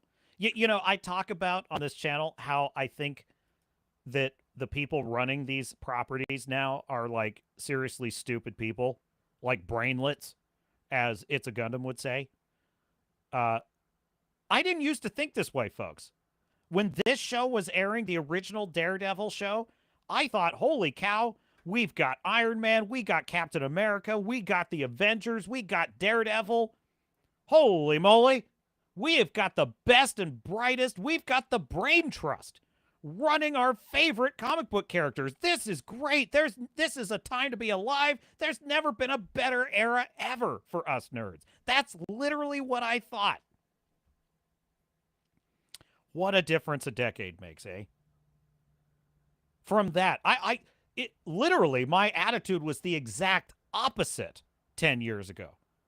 I would have been on this stream telling you how, like, folks, we are so fortunate to have some of the most brilliant writers, directors, people with vision, with writing gritty, nuanced characters. We've got Vincent D'Onofrio to this day. It's one of my favorite portrayals because, you know, I'm a Spider-Man fan, so I love Kingpin. He's a great character. That is one of the best adaptations of a comic book villain I've ever seen. Right up there with Willem Dafoe's Green Goblin and Heath Ledger's Joker. Like, Vincent D'Onofrio's Kingpin is just incredible. Because he's real, he's authentic, the movements of the character were incredible. I thought we had geniuses, real geniuses at work. What the hell went wrong? Now, the inmates have escaped the asylum and are running it. And they're painting the walls with feces. Hello, Alex Kurtzman and Section 31. It makes me want to puke. Weren't all winners by any stretch. Luke Cage was pretty forgettable, and I don't think many people are gonna look back fondly on Iron Fist. That was trash. Iron Fist was trash. But at its best, it delivered some of the greatest comic book TV shows we've ever gotten. And king of this particular mountain had to be Daredevil, the story of Matt Murdock, a blind lawyer advocating for the downtrodden people of Hell's Kitchen by day, and a masked vigilante dispensing his own brutal brand of justice by night. It was great stuff, mixing complex, thought-provoking storylines with a superb cast of characters, wonderfully violent fight scenes, and played to perfection by Charlie Cox, who might as well have been born to play the character. Sorry, Agreed. Ben, but hey. Oh, I seriously agree. Like, seeing Charlie Cox in Spider-Man No Way Home, I admit, this is the inner shill, the little shred of me that is susceptible to the disease known as shillery by proxy, slipped out a little. Oh, Daredevil is in it! I totally did. I admit it, chat. I saw Charlie Cox in Spider-Man No Way Home. I went, oh, Charlie Cox is in it. Charlie Cox is in this.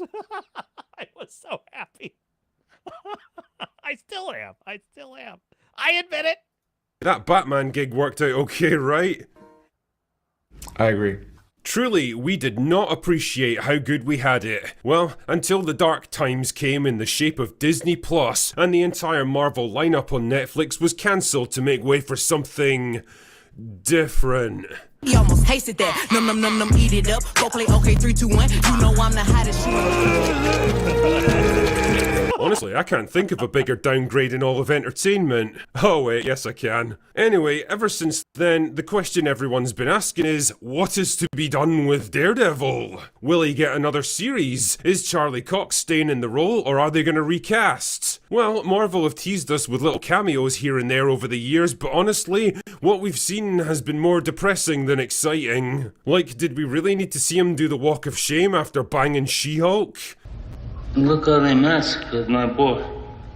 Or barely holding his own in a fight against a tubby, deaf, one-legged woman who couldn't act if her life depended on it. That's exactly. I have never heard a better description of Echo.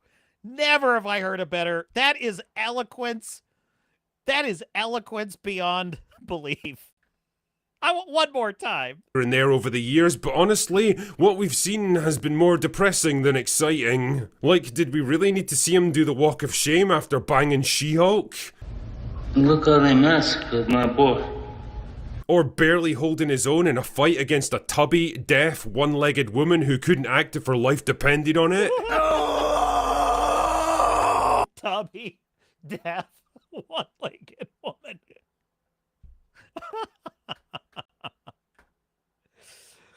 Come on, that's funny right there. Then came the announcement we'd been simultaneously dreading and anticipating. Daredevil was finally returning to the MCU in his own brand new show, Daredevil Born Again. Great news, right? Wrong.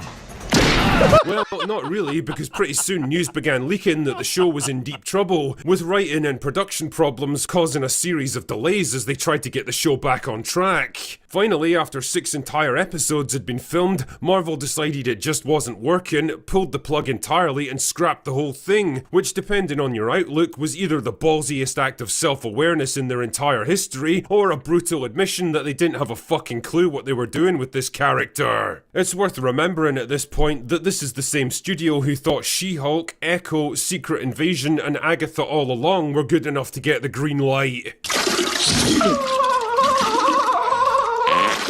God only knows how bad this version of Daredevil must have been for them to pull the plug on it. Anyway, with all these problems, it was beginning to look doubtful whether we'd ever get to see Matt Murdock again, and even if we did, perhaps we'd wish we hadn't. But then something kinda crazy happened. In a shocking display of common sense, Marvel hired the lead writer for Netflix's Punisher series to be the showrunner, brought in a bunch of additional writers who actually knew what they were doing, and got back to work. Which brings us at... In other words, they decided to hire people that eat people food and not large amounts of glue.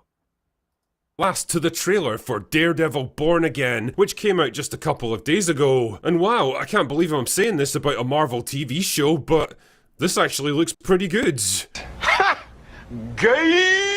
It's got a nice, dark, serious tone with the organ music hinting at Murdoch's Catholic faith, and that alone is pretty surprising for a tediously hyper-progressive company like Disney. I say, that whole religious thing's a bit problematic, isn't it? There's a decent bit of violence and fight scenes that look like they have actual weight behind them instead of the video game cutscenes we've been force-fed for years. Echo made a kind of half-hearted move in that direction, trying for a more grounded and gritty approach to fight scenes, but never quite having the balls to commit to it. But Born Again seems to have actually made good on this potential. Give me more snapped bones, please. There's a nice appearance from the Punisher, who looks just as angry and unhinged as ever. Jon Bernthal's notoriously... Dude, Jon Bernthal is just... He was born to play the Punisher. Dude, that scene in Daredevil Season 2, when he is trapped in a... Like, he's basically trapped in a prison hallway, and there's like 7 guys that are just... Their only job is to shank him to death. And he kills every single one of them. Oh, it's amazing. It's unbelievable. It's so good. He is absolute. He was the best part of Walking Dead. The fact that they killed him off in season 2 of The Walking Dead. Spoilers for Walking Dead. The fact that they killed him off. I don't know why I say it that way. The fact they killed him off was such a mistake. Shane was great. You know, the rest of there's Walking Dead with Shane, and then played by Jon Bernthal, and then there's Walking Dead after Shane, in which we miss Shane. In fact, I would even say, like, even all the way into like season 7 of Walking Dead. Why are there 7 seasons of that show? I don't know. But all the way into like season 7 of Walking Dead, I would be constantly framing the show as, what if Shane were here? I literally, and most of the people I talked to that watched the show thought that too. They're like, what would this show be like if Shane were here? You know why? Because Shane was an excellent foil to the character of Rick. Because if you don't know, Rick and Shane were like, they were cops together before the zombie apocalypse, and they were really good friends. And then after the zombie apocalypse, they sort of became kind of, they started out as friends, but then rivals, but then enemies, because they had a different view of how to survive in the apocalypse. And it was great. It was brilliant. And basically it got to the point where Rick had to kill Shane because Shane was like, he was a threat to him. I kind of wish they hadn't done that, because they really worked well as kind of rivals and foils to each other. On the other hand, could he have ever succeeded as a character in the, ever? It's a rather moot point at this point. But anyway, brilliant actor, great as the Punisher. Roll tape. Protective of this character, and he's on record as saying he'd only consider coming back if the script was good enough to justify it. So, well, here's hoping he wasn't lying. But the centerpiece of the trailer is the tense confrontation between Murdoch and Kingpin that hints at their old rivalry being rekindled again. It's actually kind of crazy to think it's been 10 years since these guys first went head to head, and yeah, the actors have definitely aged a bit since then, but I think that makes... I also love how the Kingpin, as played by Vincent D'Onofrio, he fights like a schoolyard. He fights like a fat schoolyard bully who just is using his greater weight against his opponents. I love that. I think that's fantastic. He doesn't have any real style. He just fights like a brute force bully, and it's fantastic. That's exactly how he should fight. For some interesting story possibilities if it's carried through into the show. Kingpin's now the mayor of New York, and Murdoch's implied to have left his vigilante life behind. But how long will that really last? They're now older men that might have moved on in life but have never been quite able to let go of their pasts, and I think there's a lot you can do with that. But please, for the love of God, leave that fucking plank of wood Echo out of this one, and just let Daredevil do what Daredevil does best. Stop trying to make that character happen. She's not going to happen. Now, I know that trailers by their very nature are designed to sell you something that might not even exist in reality, and there's still a whole lot of ways that Marvel could fuck this one up, but at the very least, it's kindled a tiny spark of hope in the cold embers of my blackened Scottish hearts. I hope that Daredevil might finally get the comeback he absolutely deserves. I hope that Marvel might finally see the potential in making mature TV shows for adult audiences instead of churning out more generic slop that appeals to no one. I hope that the MCU can start telling half-decent stories again. You've got my attention, Marvel. Just try not to fuck it up. Anyway, that's all I've got for today. Go away now! Hat to Critical Drinker, well said, and I basically agree.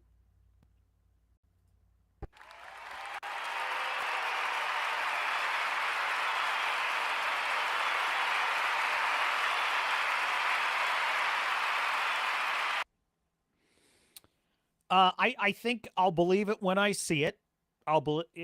Whether it's good or not, I'll believe it when I see it. But I will say, if the trailer is an accurate indication of what we're looking at here, it looks like a return to the Netflix Daredevil show, and it looks like it's a grounded street level story. It is not about a freaking reality shredder that's going to disintegrate every timeline in reality that's ever existed ever. Or 1,000 Infinity Stones, or some stupid, the whole world's going to blow up plot. It's just a simple, gangsters versus vigilantes story. I like that. We need more of that. We need more of, and it's not because you can't have the world at stake. Obviously, it's just the problem is scale. You can't have, like, I really do think Deadpool and Wolverine, the stakes at the end of that film were ridiculous. It was absolutely ridiculous that the final caper of the film, the final set piece, was stopping, what's her name? Cassandra Nova. Stopping Cassandra Nova from shredding all realities ever. Why couldn't it just be that it was about saving Deadpool's family and maybe saving someone? I think the film should have been about saving Wolverine's X-Men and Deadpool's family. I think that's what it should have been, personally. Just keep it grounded, keep it personal, keep it about these characters. It doesn't have to be about stopping, the end of all worlds. It just bothers me. Yes, Crowbar. I quite liked that flourish at the end of Drinker's video.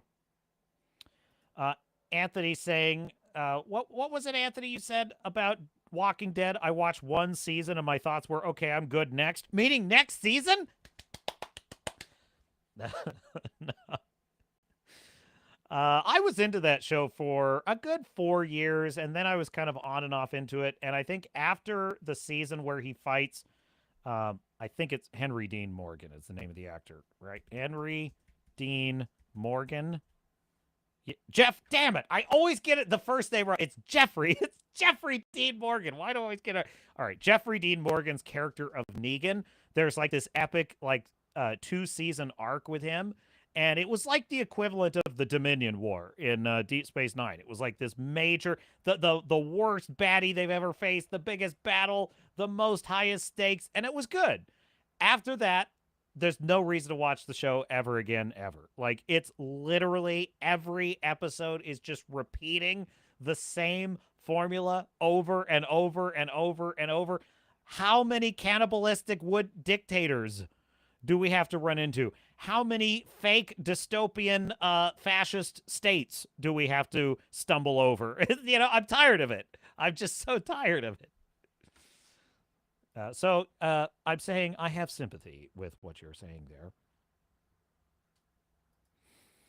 What else in the stack of stuff? Somebody dropped this. It was Grandmaster. Oh, no. Sorry. Skunk's Workshop dropped this in the Discord. And I also saw Grandmaster in the Discord.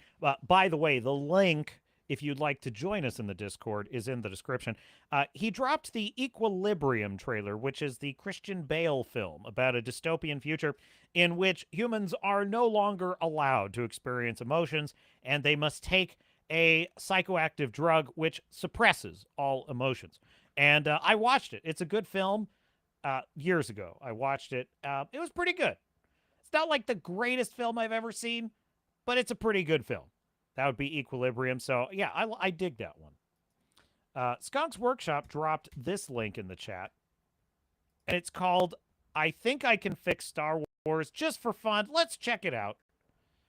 Let's check it out. I haven't seen it yet, so we'll see what we think. Hat Tip. What's the channel? Hat Tip Minea. Hat Tip Minea. Background, it's because it is Australia, it is hot, and I have fans on. Howdy doody, what's going on? How are we all? It's been a couple of weeks, it's a whole new year. Ooh, guys, the number on the calendar changed. Let's get into that first. We will get into the topic of the video, but let's just tackle that first. It's kind of true. As a child, I loved Star Wars. I had Luke Skywalker posters all around my bedroom. I would watch it all the time. I loved Star Wars as a child. Back the pulp. I paused for dramatic effect and to let you guys think about that for a second. Bring back the pulp. Now, what does that mean? What is pulp? If you're younger, you may not have heard of pulp stuff. You might just think of Pulp Fiction, and even so, that's like a 30-year-old movie. Don't hate me, it's the truth. And not even a good movie, but that's a whole nother video. But bring back the pulp. Now, pulp sort of fiction, pulp stories were huge in sort of the 60s, 70s, and they started to die out in the 80s. And pulp were these adventurous, generally like graphic novels or light novels, sometimes found in newspapers as well. Once again, no script, no research, or running off my memory. And pulp was just these really fun, sort of mostly aimed at children, sort of stories, and there's a whole bunch of them out there. You'll see them on the screen and all that, and they were cheesy. I don't think I agree with that they're mostly aimed at children. I think they were aimed at the average reader. I think they were trying to sell to John Q. Citizen. And they were fun and they were tropey, and it was always like, the captain, the heroic, brave star captain man, who, sort of looked like the best version of a 50s father, sort of traveling from planet to planet, saving space princesses and rescuing princesses and getting the girl and fighting all these sorts of space monsters. Or they had fantasy pulp as well, and like it was just this thing. And pulp always was lighthearted. Probably the last modern example of pulp that I can think of is the Hercules and Xena TV series. That's a pretty brilliant point, actually. I think he's right about the fact that Star Wars originally was based on a very simple thing. The hero saving the princess from the tower and stuff like that. Fighting the evil Dark Lord. Like, it's very simple. That's definitely a contributing factor for why Star Wars is so shit right now, because you have a bunch of Hollywood wackos that, in addition to being too stupid to actually adapt something as simple as Star Wars, they are overthinking it, right? They're trying to be too clever by half, and they're constantly, Rian Johnson is trying to be smarter than Star Wars, right? That's what he's doing with The Last Jedi. He's trying to deconstruct it and twist it into a pretzel and make it something new. It's like, no, you idiot. It's not. It's a very simple story. It's about heroes. And now it's simple in its construction. That doesn't mean the story doesn't have complexity and nuance. Of course it does. Or else Luke, I Am Your Father would not be one of the most famous twists in all of fiction. But the premise, that's really what it is. The premise of Star Wars is very simple. And the problem is you have nitwits that are trying to outsmart that very simple premise, and they're failing. They're failing wildly. I often say it as, before you try and master the trick shot, you should just master the slap shot, right? Just learn how to do the basic, effective story before you try and do the clever deconstruction, turn it on its head. In a way, The Empire Strikes Back, my favorite Star Wars film, actually is somewhat of a deconstruction of the first Star Wars film when you think about it. Because the first Star Wars film is a very simple, heroic, Epic of Gilgamesh, Golden Fleece story, right? Very simple. Farm boy goes out into the wider galaxy and becomes a man fighting, learning what he's made of and fighting the evil empire, very simple. The second entry in the story changes everything because the original motivation of Luke Skywalker, which is to avenge his father who was murdered by the traitor Darth Vader, suddenly changes when he learns that that very murderous traitor is his father. Well, that actually deconstructs the mythos of the first film somewhat, because now Luke is no longer fighting to avenge his noble father. Instead, he's fighting his father. It's no wonder that Empire Strikes Back, though popular and successful in its time, was also controversial. But notice that it does not really step on the original story, because what it's actually doing is it's adding more complexity to the story when it is time, when it has been earned. Now, if Lucas tried to introduce that story dynamic in the first film, it would have been a disaster. If in the very first film Luke had found out his father was actually Darth Vader, that would have been a total disaster in terms of storytelling. It wouldn't have worked at all. You had to master the slap shot before you could do the trick shot. Well, like an early attempt at like a shared universe TV thing as well, which whole nother topic. So that's a pretty cool insight. What else you got? What else have you got? To another space captain who's maybe he's fled from the Empire and is being chased, right? Like the Imperials like chasing him down because he stole one of their ships and fled. And, now he's like sort of running across the galaxy trying to get to safety and, or to deliver a message. Dude, I love this creature. Whatever this creature is, that's badass, man. It really ain't that difficult, Hollywood. It's not that difficult. To someone, right? And each episode he could be docking at different planets and different space stations and having different adventures, and you could really explore the pulpiness of like, holy shit, we need more of this. We need more of these busty babes, just that need a little badass captain saving them. running into different monsters and love interests of the week, etc. Like those classic shows in the 80s and 90s. You look back at MacGyver and Knight Rider. I loved MacGyver. Female or male, it doesn't really matter, but that attractive sort of cast and characters, like in Hercules and Xena, Hercules and Xena are both 10 out of 10s, and all of the gods and goddesses they come across are these jacked, ripped, perfect model-esque, people, and that's part of the fun. It's a fantasy, I agree. Now, that's some good points he made there. So a good suggestion by Skunk's Workshop. We will keep an eye, a sharp eye on that creator as well. Mr. Producer, if you would. Actually, you know what? I forgot to put a like on that. I'm going to put a like on that. Hang on 1 second. There we go. Just helping out a fellow creative. What else we got in the stack of stuff? So, I thought we have Assassin's Creed Shadows. Oh, I forgot about Captain African America. We have so much to cover. How long have we been streaming? We're about 2 hours in. All right, cool. We'll go a little longer. If you don't know,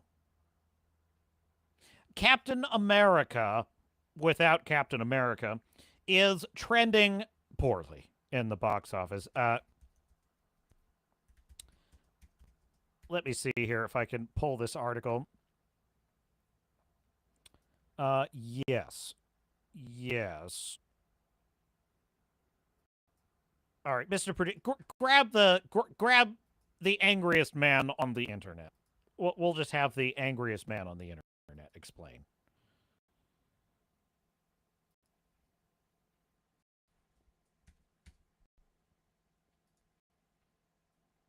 Oh my god, my stream's gonna crash.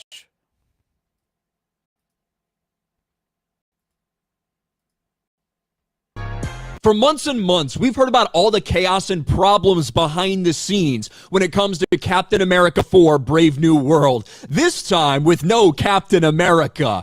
And of course, that involves a lot of different rewrites, massive delays on the project, a multitude of reshoots, not just one round of reshoots, but at a minimum 3 and potentially more. And it's not just small reshoots, reshooting effectively the entire movie. And this is according to people who worked on the production itself.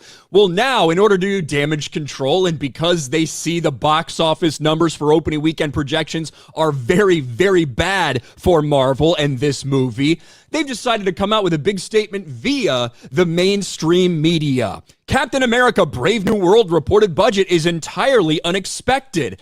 Now, if you remember, several months ago, the report came out that the budget was likely somewhere in the $350 to $375 million range. Well, according to Marvel, Redoubt Production says. Yeah, I know, Redoubt. Hopefully the audio has stabilized. It's because that, dude, if I try and run like a mainstream media article, the ads are, it like overwhelms the live stream. It sucks. But anyway, Crowbar says Xena Warrior Mommy. That's pretty funny. With a lovey emoji. Crowbar saying, I love Ryan's anger. Angriest man on the internet, a man of such rage, of such unremitting fury, as to be unbelievable, as to be a sight of incredulity. Redoubt Production says, sometimes you need the angriest man on the internet to make things simple to comprehend. It's a skill. It is a skill that he has, that he could just turn on the camera and just break it down really simply. I admire that. Now, this movie, which has been in production forever, which has undergone... But I'll say this. I would never want to be the kind of YouTuber that Ryan Kennel is. You know, he does like 6 videos a day. And like his videos have no staying power because they're all so topical, you know, which is, I thought, more power to him. I would never want to do that. I would never want to do that. I actually think the ideal kind of YouTuber would be, for me, if I could be, it would be like the Critical Drinker. You release like 1 video a week, you know, or like Gary Nerdrotic. That's kind of how he does it. 1 video a week, and then a live stream, and you just crush it. That'd be great. That'd be really awesome. It's gonna take some work to get to that level, but having to do like 5, like the quartering, like 5 videos a day. Oh my God, what a grind. A multitude of reshoots, including effectively the entire movie. Don't worry, guys. This is the cheapest movie we've made in 5 years. Capn America Brave New World is on track to earn $90 million at the domestic box office opening weekend. Similar numbers to Deadpool and Black Panther. The film has a $180 million budget. Wow, that's crazy, isn't it? And of course, who's saying this? It's the Hollywood Reporter, the people who are the spokespeople for the industry. They get told by these studios what to put out, and they print it out there. And of course, there were some interesting reactions because, one, quite frankly, there's no way this is $180 million. There's no way in hell. We know the reports that were out about this budget. We also know how many reshoots this thing went through and how long this has been in production. There's no way that it's possibly $180 million. That might be the budget for all of the reshoots, or maybe that was the original projected budget, but it's simply not true. And I say that because Marvel has a history of doing this. Marvel has a history of putting out budgets that are not correct. In fact, sometimes are half of what they actually spent on the fucking movie. And the trades like Hollywood Reporter and Variety and Deadline, they just repeat their talking points because... Yes, Crowbar, you are, of course, correct in this matter. As you put it. If you want to be a successful YouTuber, you got to embrace the grind. I know. I know that. I do. I'm not expressing what I should do. I'm saying what I would want, you know? That's effectively what their job is at this point. But I did see a lot of reactions like this. People here saying no to Hollywood Reporter, then quoting World of Real is why media literacy is dead. But Apple Care and this random person on the internet told me it costs over $300 million to make, so that must be correct, right? You all are stupid as fuck. The amount of clowns being in denial in the comment section is fucking hilarious. Imagine putting your trust in an unreliable source over an actual news trade. God, some of you are all so damn gullible. I'll tell you who's gullible. It's retarded motherfuckers like this, who after years and years of Marvel lying in this same manner and then 2 years later being exposed for lying, you're still trusting what comes out. And if you want some proof, I guess I can show you some proof. Doctor Strange 2, Multiverse of Madness. Do you guys remember this? Doctor Strange 2, Multiverse of Madness came out, and originally we were told it had a $200 million budget. Who were we told that by? Variety, Deadline, Hollywood Reporter. You could see right here. As is the case with any Marvel Studios film, Doctor Strange 2 cost a pretty penny, carrying a $200 million production price tag. Right, $200 million budget. Makes almost $1 billion, like $950 million. You would think, that's a profitable movie. Only problem is, 4 years later, when Disney is forced to reveal in tax documents what they actually spent on making this movie, oh shit, it actually lost money for them because they spent over $400 million on this movie. Disney's revealed the cost of the 2022 superhero movie. This is in 2024, by the way. After they had to file the tax documents they are legally required to for filming in the UK, it cost a staggering $414 million. Now, with the UK tax benefit, that drops down to around the $355 million range, but basically twice of what they reported. So these trades that are so relevant, they lied to you. They repeated Marvel's lie to them. They gave it to you, and some people believed it. Well, that's just one. That's just one of them, right? It can't possibly be any more than that, could it? Is it? That's an excellent expose that he just went through right there. He just basically illustrated that the media, this is the cycle. This is the cycle. They start by gaslighting us, and then years later, after the failure is done, we all know it's failed. Then when literally there's no upside anymore, they finally are forced to report, oh yeah, by the way, actually it cost twice as much as we reported. Just think about this for a second. How does this make any logical sense? Grandmaster, you're on the Discord, often telling me that, like, this industry is and always has been and always will be about making money. It's all anyone in this industry cares about. All they care about is making money. Okay, fine. I take you at your point. Then explain this to me. Explain this to me, Grandmaster. Why would you spend $500 million on every entry into the Marvel Cinematic Universe when it's not working? How can that possibly be a profit motive? I'm willing to acknowledge I could be missing something here. That's precisely the purpose of my question. I'm just the guy on the internet looking at what I see, and what I see is companies that are literally throwing dump trucks of money at project after project after project. They market them the same. They write them the same.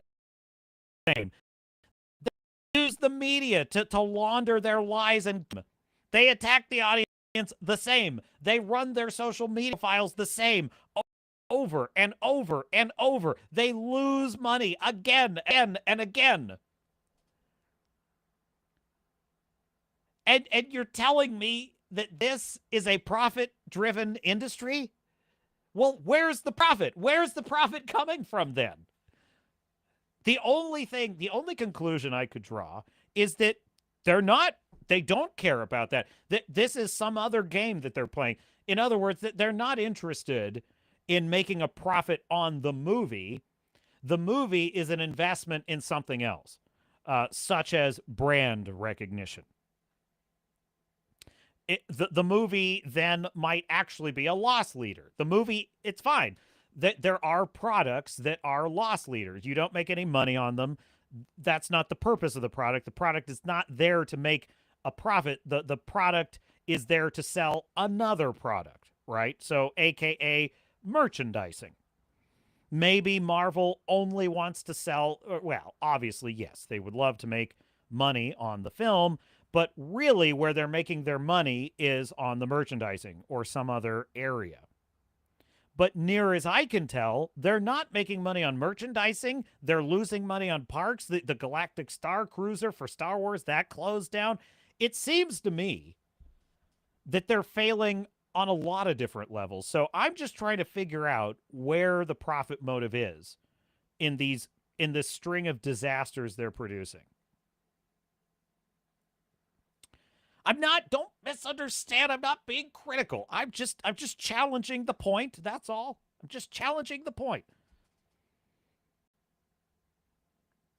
I suppose what I'm really saying is, yes, I believe that there, of course, is a profit motive involved in these companies. The problem is there are other motives operating as well, competing motives, let's say. And one of those competing motives, which at least up until now has been extraordinarily powerful, is the DEI activist, wacko leftist motive. That is woke evangelism. I believe that's been a massive motive in these projects. How else do you explain dopey ideas, dopey projects like Agatha or Echo or Ironheart? These are stupid projects that should not exist.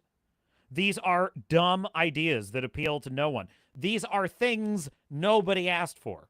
Why do they exist? Well, to advance diversity. Echo was literally an entire advertisement for promoting diversity. Stunning and brave Native Americans, stunning and brave women, stunning and brave one-legged gimps. That's all it was about. So you can't tell me that profit's the only thing driving this industry. I simply don't believe that.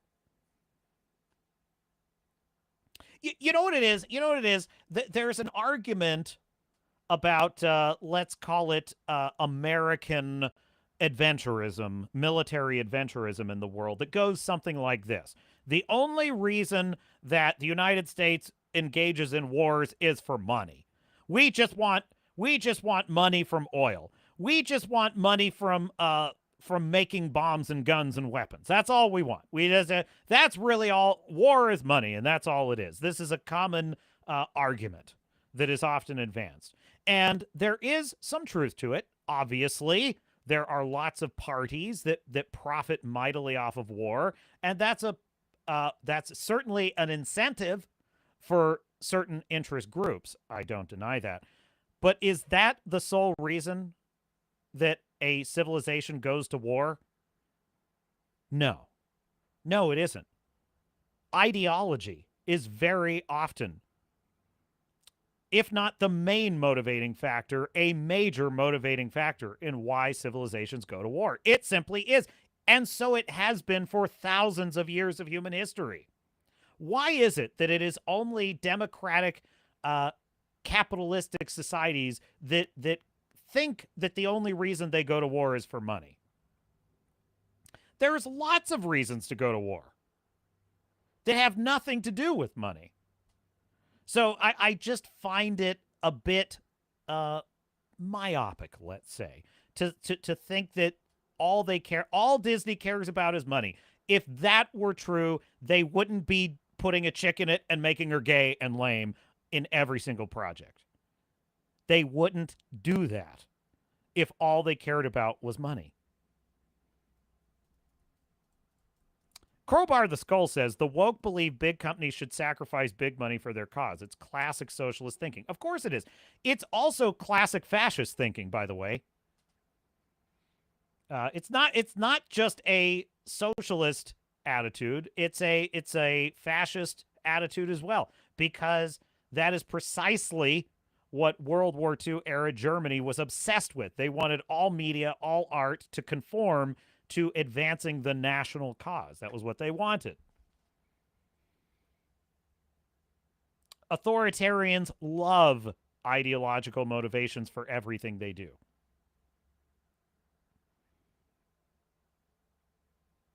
Roll tape, Mr. Producer. Well, I guess we can try another one. Ant-Man and the Wasp, Quantumania. Do you guys remember that one? Remember what they told us the budget was for that movie? Marvel's Ant-Man and the Wasp, Quantumania says Disney Plus premiere date. Oh, the movie has an estimated production budget of $200 million. This comes from Variety, right? Variety, Deadline, Hollywood Reporter. All these guys are owned by the same company. All of them put out the same information, just for the record. I don't know if everybody knew that or not, but that's true. That's the case. Well, what was the reality?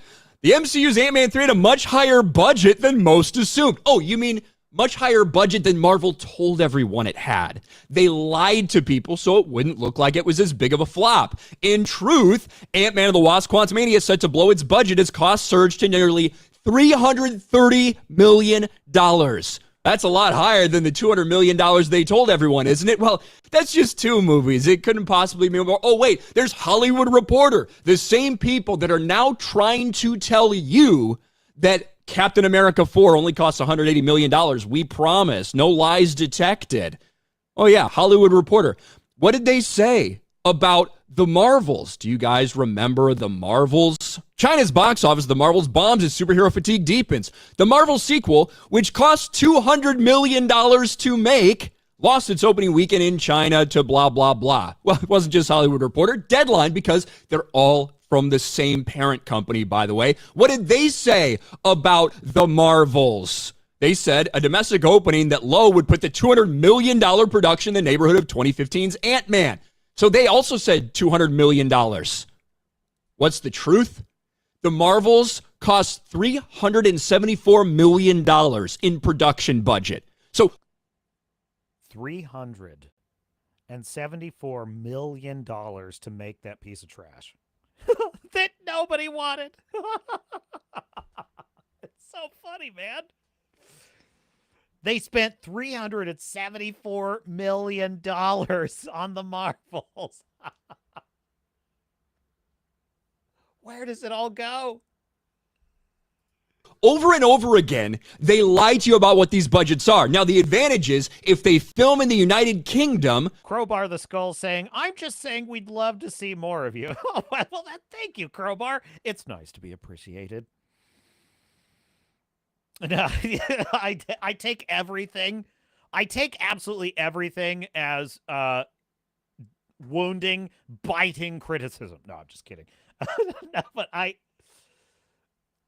Crowbar says their L's, meaning the companies, just get exponentially bigger. I mean, I suppose I could say to, in defense of Grandmaster's point, I could say it's possible that he's correct, that all they care about is money. They just don't know how to make it, and they're really bad at it, which is possible. That is possible. But returning to your point, Crowbar, yeah, I take your point about just wanting to see more content, and I agree, but it's true. You got to embrace the grind, man. You got to get on that grind. My issue is I'm finding out what my process is.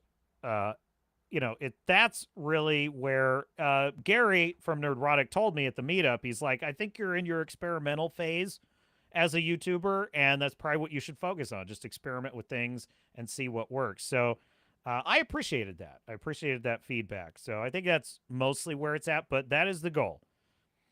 So they can get a tax rebate, which not a dumb thing to do. They're forced to reveal what they spent publicly in order to get that refund, in order to get that tax break. They film in the United States, they don't have to do so.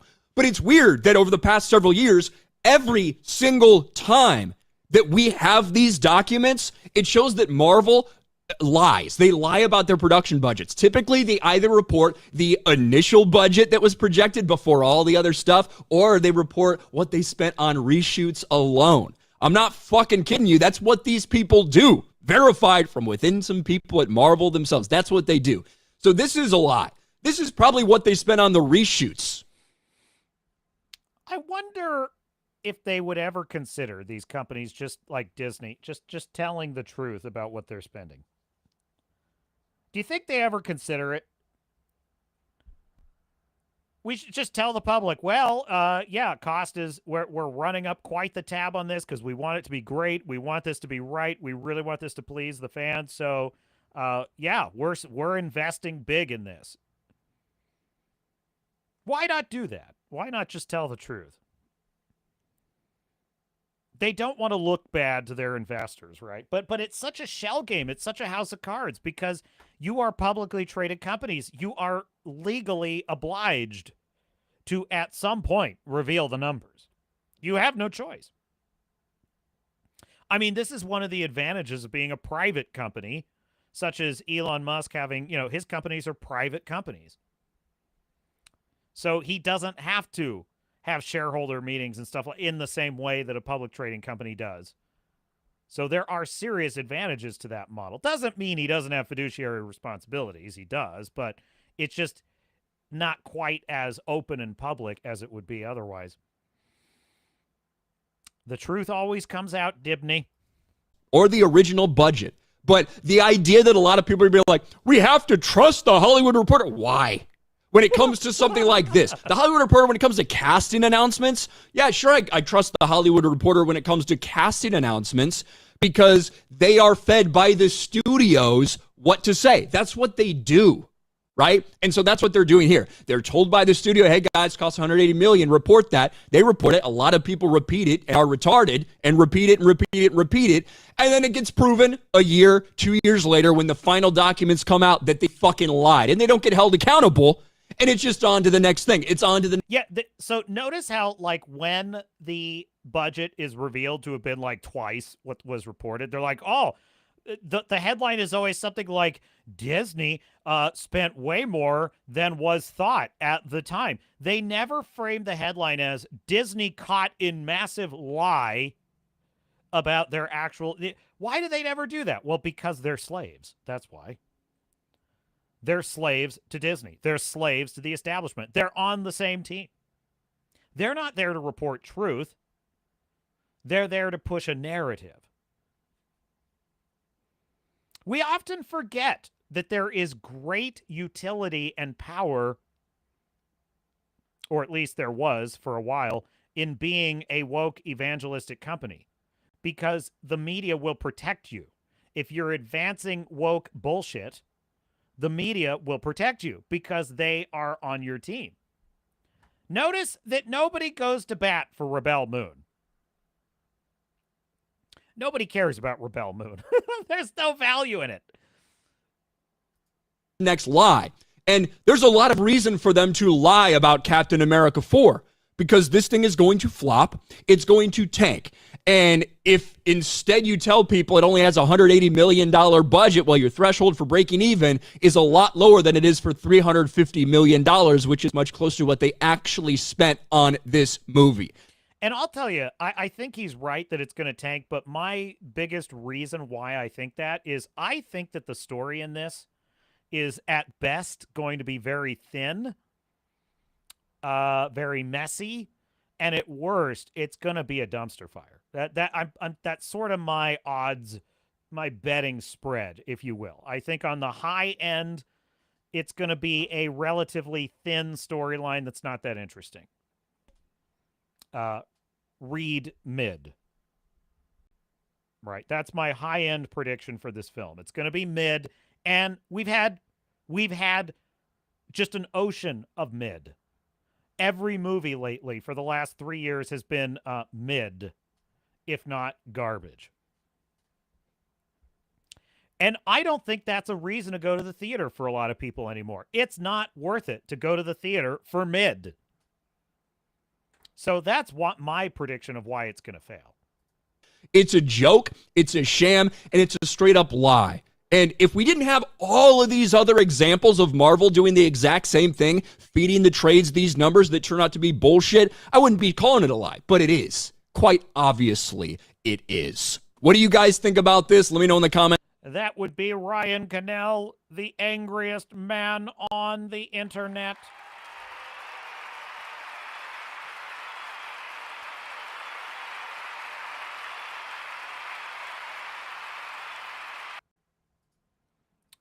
Now, there is a type of fan that is very excited for slop like Capn America, Brave New World. That would be a shill. Because all they care about is that Disney made it and I consume it. They're what's known as a shill. Shills are They were once regular humans that now suffer, well, maybe. Sometimes it's congenital, that now suffer from a disease. It's crippling, it's paralyzing, it results in social awkwardness and a lack of standards and terrible taste in entertainment. And it's called chivalry by proxy. It is a terrible disease, it's incurable. The prognosis is grim. Fortunately, there is a man, a scholar, if you will, a professor, who studies the shill, studies the peculiarities of their habits in the wild, and assesses them for any possible signs that their disease can be cured.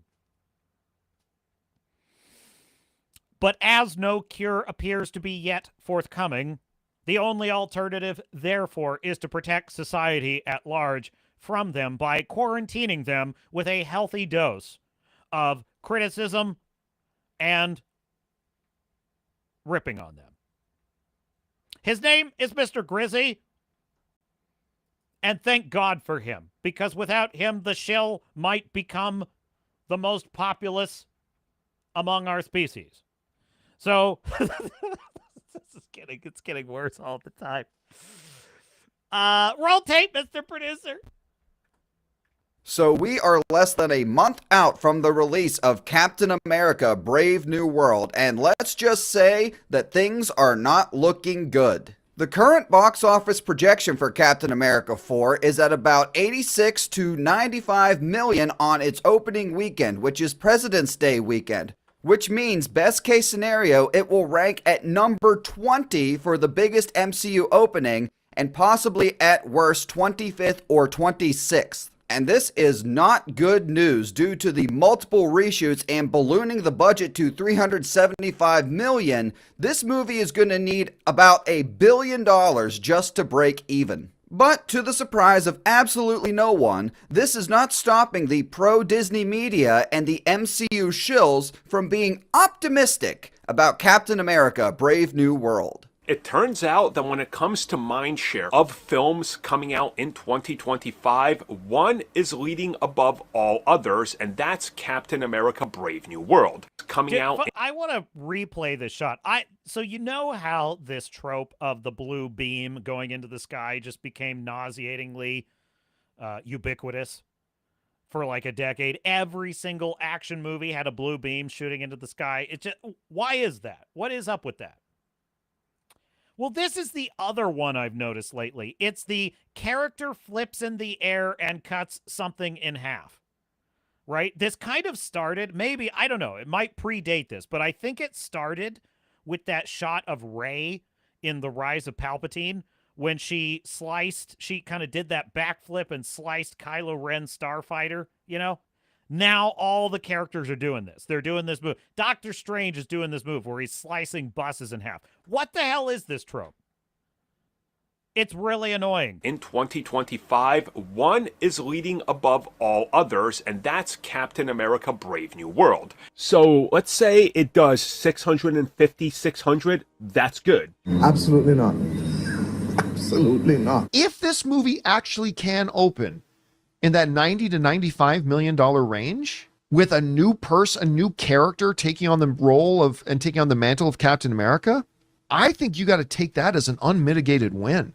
That would be a very respectable beginning for that film, opening weekend. No, that would be a gigantic bomb because they basically had to reshoot an entirely new movie because the test screenings were so negatively received. Even the newer ones after the reshoots. But in typical Disney show okay. This is why I don't think that this industry is strictly profit-driven. It's not strictly profit-driven. Because if all they cared about was money, the only sensible course of action when that movie was just bombing in the test screenings would have been to write it off as a tax loss and cancel it. And then go and tell their creative teams, no more of this shit. Whoever was involved with this, fired. Whatever kind of crackpot thinking led to this disaster, fired. I hear anybody talking about recasting with a totally different lower tier character, a beloved character that's already popular, fired. Get the fuck out. No. Don't collect your things. They'll be mailed to you. Get out. You just lost us $180 million, and now we're embarrassed. That's what a profit motive would be. But that's not what Disney did. That's not what Marvel Studios did. When they found out that for like the 7th time in a row, they had produced a complete stinker that audiences hated and was destined for failure, they simply doubled down and spent another $180 million. They just plopped down another stack of cash and they did it over again.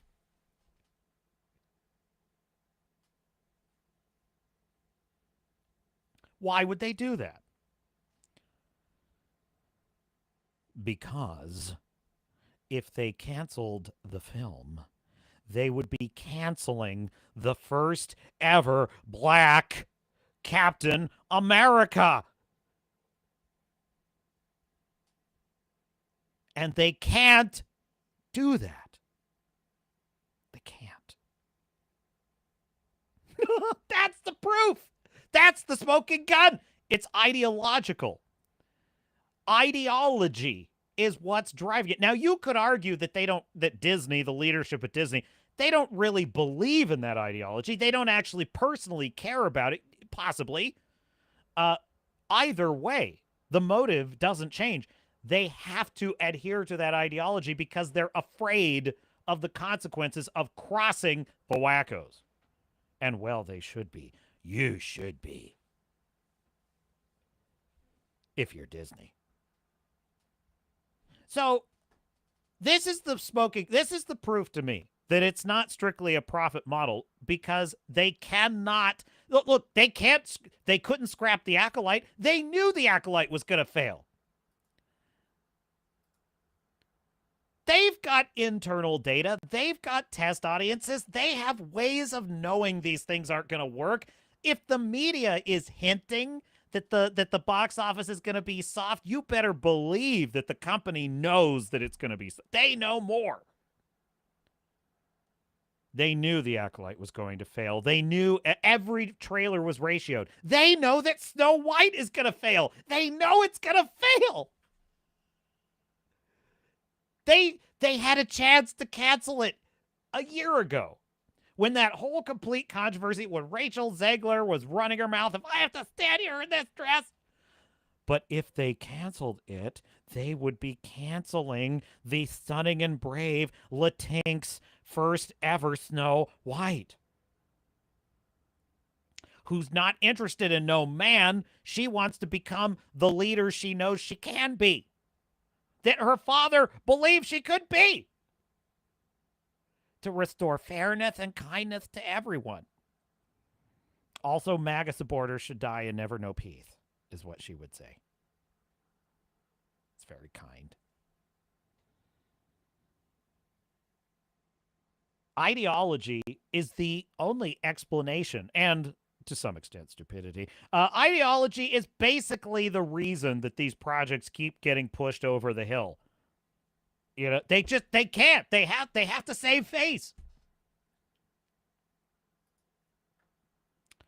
Roll tape. Fashion, they're just going to ignore that. Apparently, they've went through a lot of reshoots, and the test screenings did not go over so well. I don't know which version is going to actually land in theaters, but this trailer has me sold.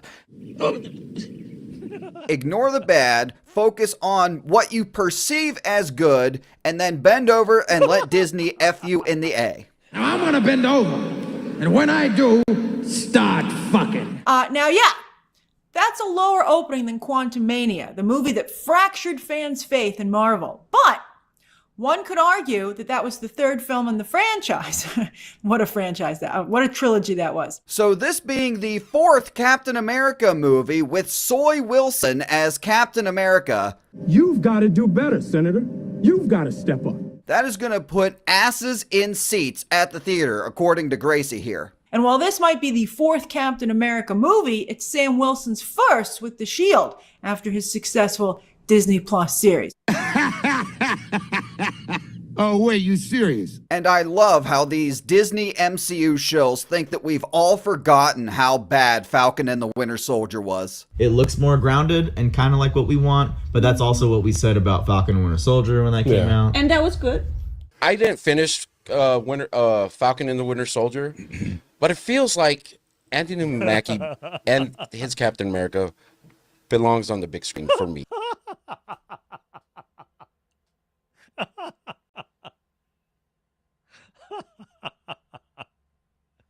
It's so good, I didn't even finish it. He's so good as Captain America, I didn't even want to watch it.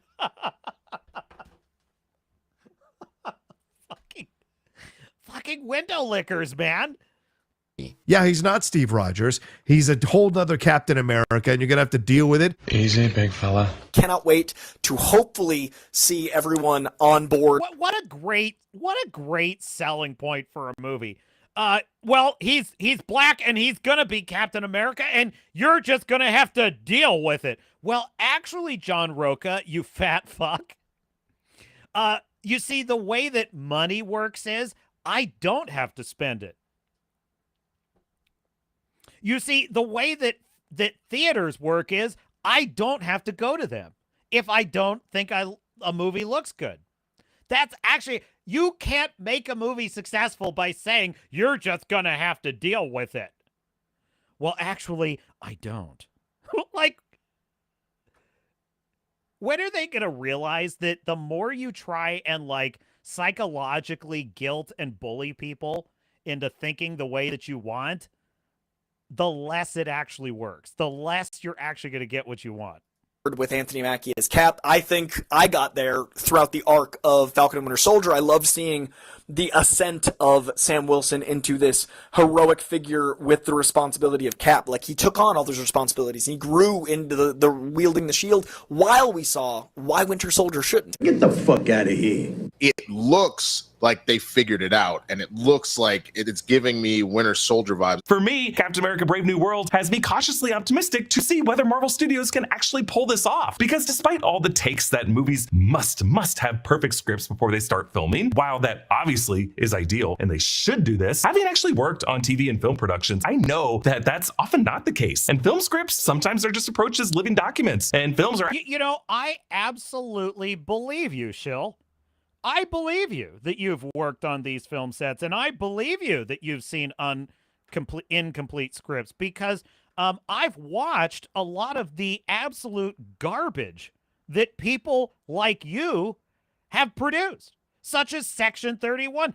In fact, you perfectly explain how something as literally stupid, room temperature IQ drivel could be produced with a massive budget. That actually explains a lot, because morons like you who think like you are working on them and advocating for them. So I 100% agree with you. Trash doesn't need a complete script to be made. Does it, Mr. Producer, does anyone disagree with that statement? I don't think anybody disagrees with that. I don't think you need a complete script to produce a work of trash. I don't think you need that at all. So, you know what? I agree with this Shill. I'm on it. I think he's right about this. actually written multiple times, in a sense. Yeah, but not always because they had horrible test screenings, but it's okay, we don't have to talk about that. Not only did this movie go through several rounds of reshoots, there was a very different version of this movie that was shot, and whatever the quality of the final version of this movie, when it comes out in a month, there was another cut of it that a certain subsection of fans online are gonna inquire about with conspiratorial hot takes and incessant hashtags. Release the Snyder Cut!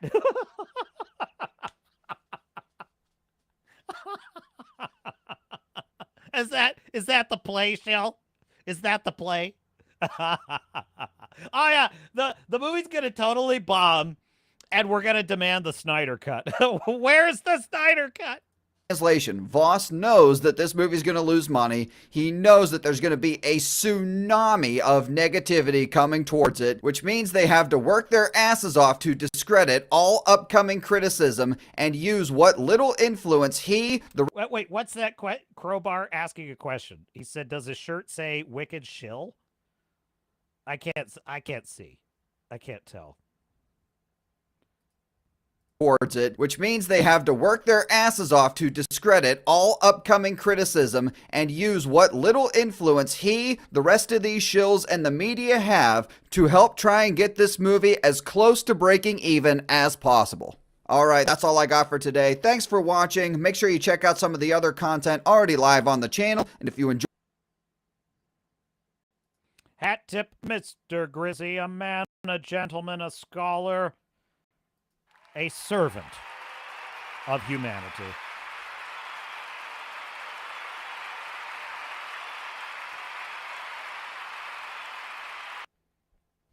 Oh, no, Crowbar. He's just kidding. He's kidding, folks. He's kidding. Crowbar says flips are very feminine. Okay. Crowbar says the woke believe big companies should sacrifice big money for their cause. It's classic socialist thinking. Oh, I got that one. Yeah. No, I think we're in alignment on that question. It's unbelievable how much energy and effort they need to like push this narrative all the time. It honestly kind of reminds me of the Gooner Gate thing. It's like it's this constant energy that these activists dump into the idea that we need to have games that are about morals and that don't have boobs in them because that's bad for men. We're raising a generation of degenerate young men who like boobs. We can't have that. Jesus wouldn't approve.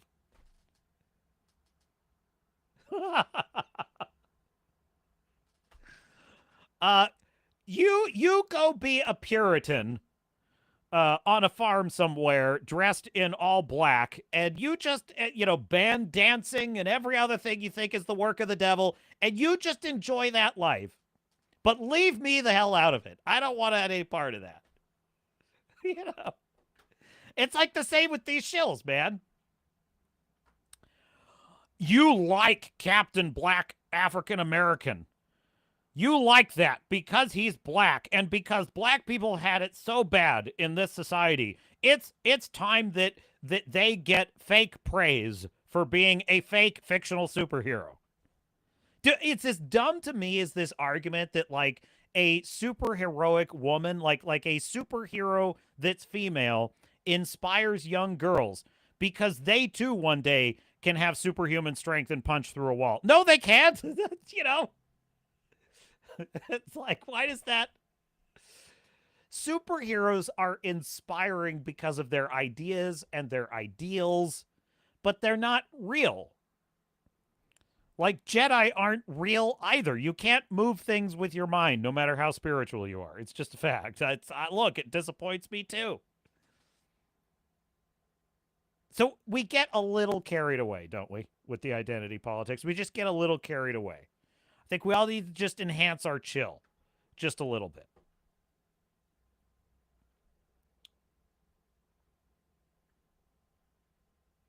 Where are we at, Mr. Producer?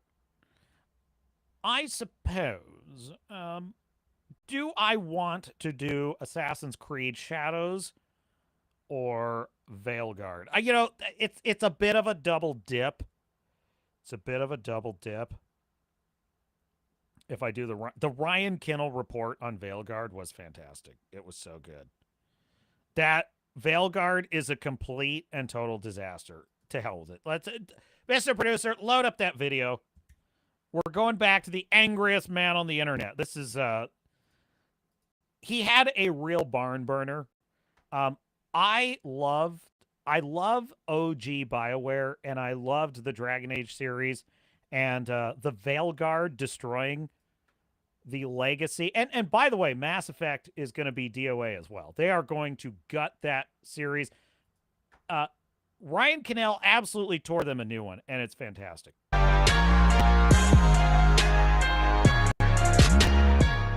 For months and months, the mainstream games journalists tried to run cover for Dragon Age the Veilguard, which was a miserable failure all along the way from the...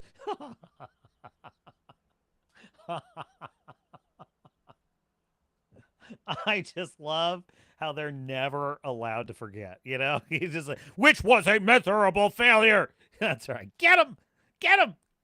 Reception of the trailers to the release of the game to the player count, it was crystal clear that this game was going to be a flop, and then once it released, it's clear that it was a flop, that it underperformed their expectations, that after sinking nearly a decade into this game, along with multiple rewrites, several $100 million, that it failed. And what do you know? EA, in their quarterly earnings report, was forced to reveal exactly what normal people and average everyday gamers had been saying the entire time. This thing was a pile of shit and no one played it. Well, that's what they told their investors. Dragon Age the Veilguard reportedly underperformed expectations. And yes, it absolutely did. Less than 1.5 million copies sold for this game, for what Bioware referred to as their biggest IP in Dragon Age. And unfortunately, dude, this is incredible. Less than 1.5 million games. Wait till he puts this in perspective for you. I know, Crowbar. I know it's old news, but I'm telling you, it's important to me to make this point, though, that Veilguard, it is proven failure. Wokeness turns everything to shit. With this failure and how far removed we are from the last Dragon Age game, that's probably it for Dragon Age as a franchise. And depending on the success of Mass Effect, the next Mass Effect game, hell, BioWare might be done as we know it, in all honesty.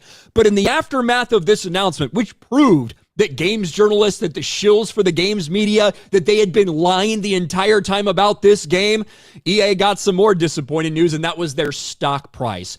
It tanked. It took a dive. It is down nearly 20% over the past 2 days after being forced to admit that, yes, this game was a massive, colossal failure. That equates to somewhere around $6 billion in market value. And they did say that FC25, their soccer game, that it also had a little bit of a dip from where they expected it to be. You're talking about a single-digit percentage dip based on what they expected to have, not like something like Dragon Age the Veilguard, that they say missed sales expectations by over 50%. But of course, the EA stock drop is what a lot of people are so focused on. EA stock dropped 17% following Dragon Age the Veilguard's disappointing sales. The 17% drop is one of EA's most significant drops in stock value ever in history, following its Q3 2025 financial report. Dragon Age the Veilguard's disappointing sales result are mostly to blame, with the company reporting the game sold a mere 1.5 million units, compared to around the 3 million plus forecast. And this is over the first several months of the game being released. This isn't like first weekend, nothing like that. To put it in perspective, and I think this is an interesting thing to note, for context, Inquisition sold 12 million copies, certainly over a longer period of time. And Anthem, another BioWare game that was considered a failure, not just one of the biggest failures we've seen in history. That game sold 2 million units in the first week. Now that's why I brought up this video, Crowbar. This is the scale of the disaster is what's noteworthy here. Did you catch that? Anthem, which was a massive failure for BioWare, a catastrophic failure. They abandoned it. They stopped servicing the game very quickly with that. It sold 2 million units in its first 2 weeks. 2 million in its first 2 weeks. Veilguard sold 1.5 million. No, wait. No, I had that wrong. Anthem sold 2 million in its first 1 week. Another BioWare game that was considered a failure, not just one of the biggest failures we've seen in history. That game sold 2 million units in the first week. Dragon Age the Veilguard, less than 1.5 million in over 2 months. That's the headline right there. Less than 1.5 million in 2 months for Veilguard. So by failure standards, it's the catastrophe.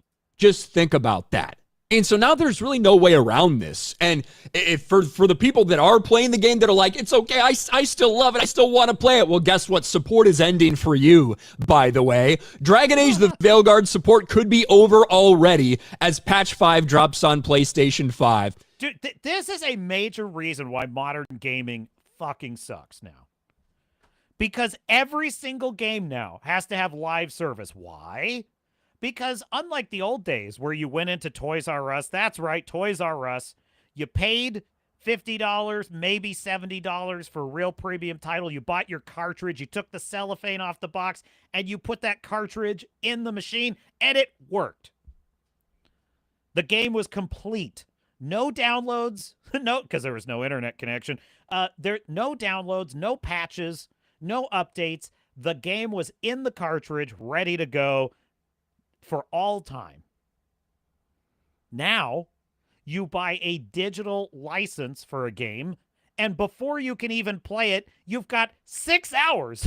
6 hours to update it, install a bunch of patches, then you can play the game, and then you run into a bunch of bugs and problems. The story's not even complete yet. You don't even have all the playable characters yet because you're still waiting for them to do a patch update and then a character DLC and then a pay-for DLC to expand the story and explain more of the story.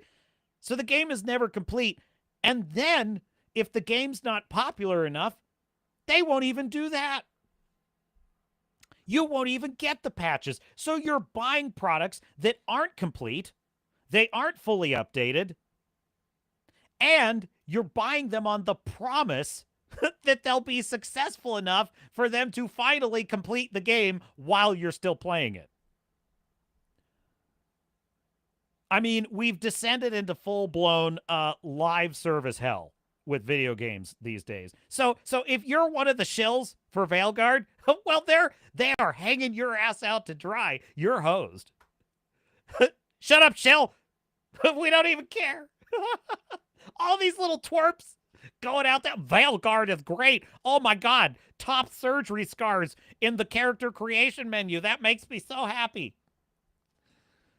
Well, they just hosed your ass. They just hosed you.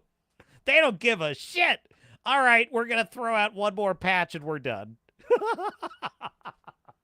$70 down the drain. Patch 5 for Bioware or for Dragon Age the Veilguard is available to download now, weighing in at around 500 megabytes. But it's actually Bioware's patch accompanying comments that are the big talking point here, as it suggests that support for the action RPG is already coming to an end. And now, as mentioned, Bioware has this to say: "Thank you all for playing Dragon Age the Veilguard. We were so happy with the game's stability at launch and hope you're enjoying our quality of life patches since then. With the game being in a stable place, we are moving to monitor for any game-breaking bugs should those occur." So effectively, they're done. They're done updating this game. There's going to be no DLC. There's not going to be no changes. They're done. They're over. They're moving off it, as they should. It's a miserable failure, but holy fuck, how they gaslit everyone this entire... You see what I mean? He never lets them forget. As they should. It's a miserable failure. By the way, I say this admiringly. I approve. Entire way, from the developers to the media to the creative director who has since departed Bioware, in all likelihood got fired. Everybody covered for this game when reality was like right there in your face, that it was a failure, that nobody wanted this, that it tanked. And now, as EA's forced to admit that, their stock is tanking as well. Maybe that wouldn't have happened in such a drastic way if they had been upfront and not lied to everybody for so long. But once they never announce anything, because typically what you see in the aftermath of a big, massive game release like this is them celebrating some sort of milestone. 1 million, 2 million, 4 million copies sold, whatever it may be. Bioware and EA were silent as fuck about this game. And so when the rumors, the insiders that came forward and said, yeah, it's actually sold less than 1.5 million copies, it's really fucking bad, there's a high rate of return, it's not moving as many products as it thought it would, then yes, of course, this was the result. We knew that was true because Bioware refused to come out and say anything. And then when they're forced to reveal the truth, turns out those insiders were spot on. You know, TV, films, comic books, video games, everywhere you look. The terminal stage of leftism has absolutely destroyed intellectual properties across the board. They have set fire to multiple multi-billion-dollar entertainment industries. Isn't it incredible? I mean, it's incredible, isn't it?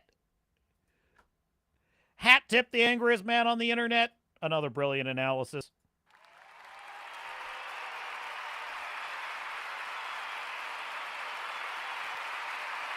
Something like 18 months ago, right here on this channel, the Swords and Starships channel, me, your lovable host, Captain Garrett, said to you that we, with our choices as consumers, customers of art, with our advocacy as denizens of YouTube and the wider internet, that we would inflict defeat after defeat after defeat on woke storytelling. And have we ever?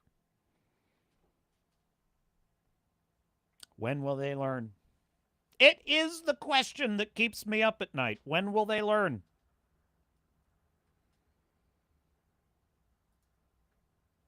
Which brings me to Assassin's Creed Shadows.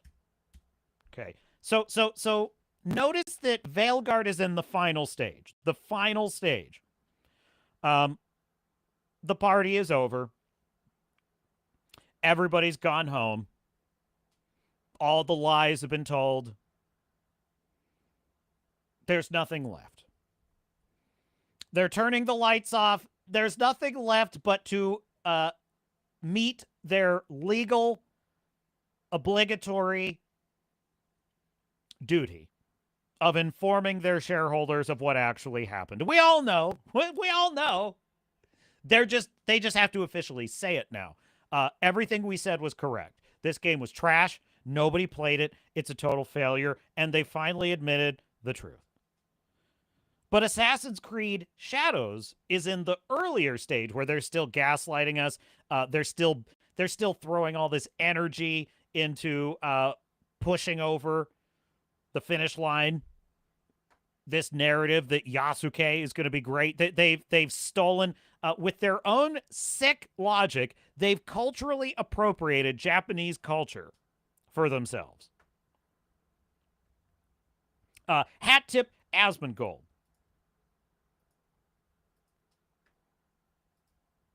But a controversy about it. He played 4 hours. So and he there's a has some lot concerns. riding on Assassin's Creed Shadows right now. Yeah, If you've been like keeping the up with entire company. Ubisoft, you know that the company is in a lot of trouble. Yeah. A bunch of their projects got delayed. We've got situations like the layoffs and the studio shutdowns, their major releases not meeting sales expectations. They are hoping that Assassin's Creed Shadows will kind of bring them back. This needs to be a blowout. The rut. So I was very curious to play the title. I was able to get 4 hours. Do you want to hear another game that got delayed because of the quality and they had to take extra time to make sure that it was good before it was released? Suicide Squad killed the Justice League. Another beauty. Hands-on with it, and in this video I'll be sharing my thoughts. Yeah. I do think that this game is gonna sell relatively well. 4 to 6 million. Usually tends That's my to sell bet. well, and with the Japan setting, this is definitely a game that's gaining a lot of traction. Now, whether I think this game will be the one that pushes Assassin's Creed to the next level, that will break away from Ubisoft's. I'm just looking at the stairs. Yeah, stairs are pretty As good. far as their game design is concerned, that I'm not quite sure of. Yeah. Within my 4 hours hands-on time, I mean, you can't ask for a better setting for Assassin's Creed. You just can't. Feudal Japan is an incredible setting. Wouldn't it be great if the lead character were Japanese?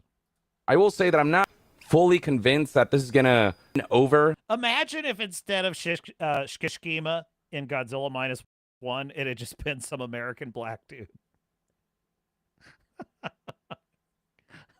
It just would have been, just for whatever reason, you know. He just was a POW, decided to stay in Japan. He's the one that flies the mission against Godzilla. It would have been such shit. those who have felt that Assassin's Creed has gone kind of stale. It's going to come down to whether there is still that sense of an overabundance of content that feels insubstantial, that doesn't feel handcrafted. A lot of that copy and pasted stuff that Ubisoft open world games tend to have. As far that's a problem that a lot of games have now, is they introduce too much scope into the game and they don't give. Why, we have a super chat. Crowbar the Skull with a $2 super chat. Thank you for the great show. Well, thank you, Crowbar. Much appreciated. Indeed. I live to serve. Give you a very, like, it's better to give somebody a narrow slice of a really good type of content rather than trying to get them to accept, you know, some like everything game, basically. The story and Opening narrative chests, are concerned, filling nothing up a shown bar. in this demo really grabbed me. Yeah. In some part to do with just how stiff some of the animations look during cutscenes, and the presentation is just, when I look at what, say, like Ghost of Tsushima did, in comparison, this just feels like a bit of a step down, but maybe the narrative will hook me as the rest of the game goes along. But so far... Let's get this straight. So you don't like the way the characters look, you don't like the graphics, you think the combat's probably mediocre, the game's mired in controversy, but somehow the storyline is going to be what's good. Uh-huh. I've seen less cope from QAnon posts. So this is what I do quite enjoy about the Asmongold. I really enjoy his absolute dry deadpan snark. It's pretty funny. Yeah, dude, it's classic. It's classic shill behavior right here. I'm getting shill energy from this video he's reviewing. You know, it's like, oh yeah, this sucks. It sounds like the shills when they're like, well, Skeleton Crew was, you know, it was for kids, but it was pretty good. Or like act like it's not the most terrible thing I've ever seen. It's like, oh wow, it must be great then. I just didn't have that narrative hook, which for me is an important part of any campaign-driven single-player experience. Be honest. And there's just a bit of awkwardness to some of the dialogue and the writing that don't lend themselves to natural-feeling conversations, that don't allow me to feel fully immersed. People that make games that focus on superficial, meaningless things like representation or whatever, these are not people who care about crafting a good story, and they don't care about crafting an experience that's meaningful. They don't care about Redoubt Productions, because I referenced it was 18 months ago that I predicted defeat after defeat, and you said I feel old. Oh, Redoubt. You're too young to feel old. Quit that. telling a good story. They care about telling their story. So everything that these people are going to make is going to be garbage. That's it. It's going to be garbage. Like, I can almost guarantee you the story will probably be one of the worst parts of this game. 100%. I 100% agree. Like, you cannot be a mediocre person and just write like some incredible story as just a fluke. I guarantee you, if there's one smart person with an IQ that's at least triple digits, if there's one triple digit IQ in the writer's room on this game, their ideas will be interfered with by the blue-haired wackos. They just will. Oh, I don't know if I like that romantic overture. Not that they would know a word as big as overture, but that's not important. I don't like that romantic statement that Yasuke made there, because it was very male-gazy, and it very much robbed her of agency. I think she should say something like, go fuck yourself. Oh, well, I was just trying to make the game romantic. That is romantic. And everything that's going on. And based on what this gameplay session presented, I'll be honest with you, neither of the protagonists are particularly interesting. They don't have any like personality quirks that stand out. In other words, they're just carbon copy archetypes. Is that what you're saying? One-dimensional. Robert McKee, the great screenplay teacher, professor of creative writing, specifically screenwriting. He has many books, but among them is a book called Character, in which he talks about how your character must have many different levels, many different layers. The more layers the character has,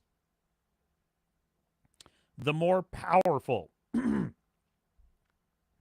more powerful, immersive, and plausible the story will become. A character must have desire. A character must have multiple competing desires. These are not characters. These are archetypes. That's what this guy is identifying here. He just doesn't know it. They don't have any like awesome chemistry that make their interactions compelling. Nothing in these initial hours showed anything interesting that drew me to these characters. Hopefully that will change over time. I will say it's just crazy to me that like I could have done that cyberpunk with Jackie at the beginning. I still remember that. That shit went well. Like it's it's just like comparing the Olympics to some fat dude laying on a bed. I mean, you're not even going anywhere.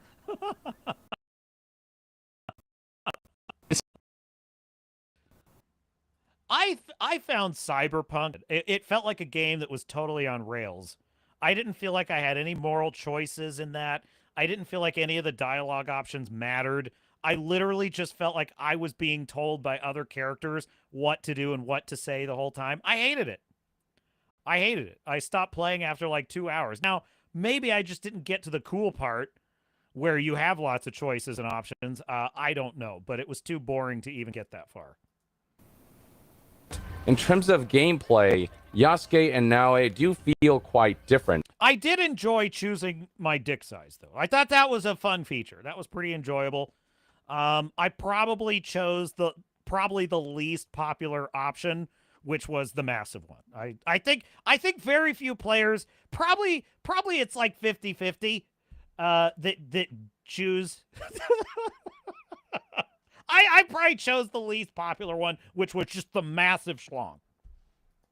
Yasuke definitely feels like that bulldozer, the hammer, if you will, who will trounce through enemies and combat scenarios. Now is definitely more about agility, about being stealthy. If Yasuke is the hammer, then Naoe would be the scalpel. She can still hold her own in combat. You'll just have an easier time with Yasuke, who has those powerhouse moves and active skills to be able to trounce enemies. And not to mention that with Yasuke, for example, looks like, I mean, doing parkour is just a lot more awkward because of how slow and chonky he is, whereas Naoe just kind of breezes through obstacles and environments, and she just has all the right tools for stealth.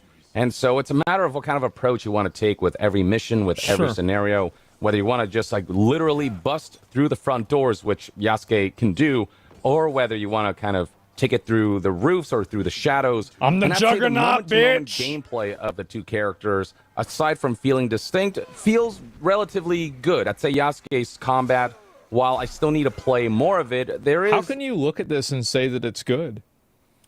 I get a lot of Veilguard kind of vibes from this. It's like the animations look very flat. They look very generic. You know, one of the fascinating... I played some of Assassin's Creed 3. Like, you can see the character sticking the blade in, like, in some of those moves. These animations, they look... It doesn't look like anything's actually connecting. It just looks like animation. Like, a nice sense of impact with every... I feel like this is horrible. Like, I play video games for their combat. Like we were playing Ninja God. It's interesting. I play video games for the story. I really do. I mean, I enjoy the good combat, don't get me wrong, but like that's the thing that pulls me in a video game is the story. Like, for example, BioShock, which is an action game, right, which is very much about combat and leveling up your character and weapons and evolving your strategies. But the story of Rapture is so immersive and so awesome. The environment tells the story, which is brilliant. BioShock is one of the most brilliant games ever. It just, that would be BioShock 1 and 2. BioShock Infinite can just get fucked. because it's it's low-key garbage, I would say. Okay, that's probably too much. But it is not the giant that is the first two Bioshock games. But my point is that story of the fall of Rapture and the plasmids and the Civil War, it just draws you. And Andrew Ryan and his crazy, almost psychotic vision. And then Sophia Lamb, his rival, who's like a psychotic communist with her crazy utopian vision. It's brilliant. I couldn't put it down. Biden the other day, right? Like, it's not even remotely close. And before you go and you say, oh, but this is more realistic, this isn't realistic. Look at this. While I still need a... To be fair, like, no Assassin's Creed is realistic. Nobody could run and jump off, buildings and catch themselves on eaves 100 to 200 times a day and never get tired. And then fight hundreds of people in an hour and not be tired. Play more of it. There is like a nice... That's not realistic. What are we talking about?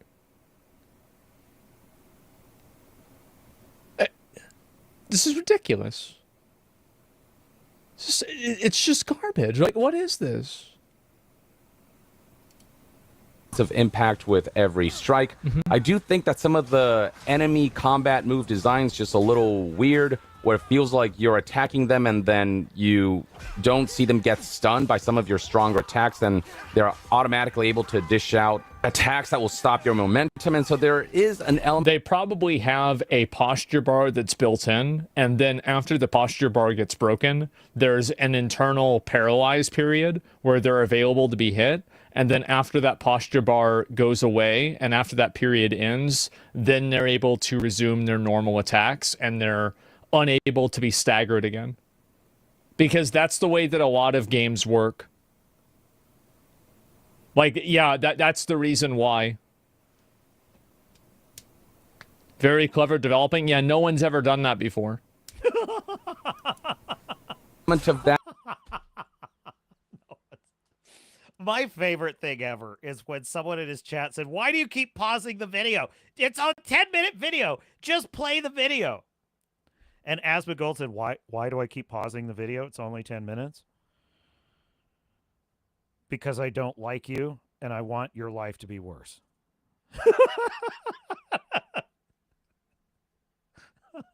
That kind of disrupted the flow. Combat can feel good when it's flowing well, but then there are other times where just that bit of jankiness comes in, where it feels like it's just not the most refined combat system.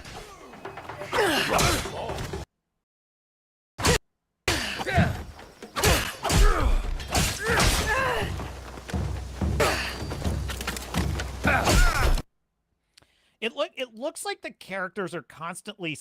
You know what I'm saying? Like they're like endlessly tumbling and sliding, and it makes it look very fake.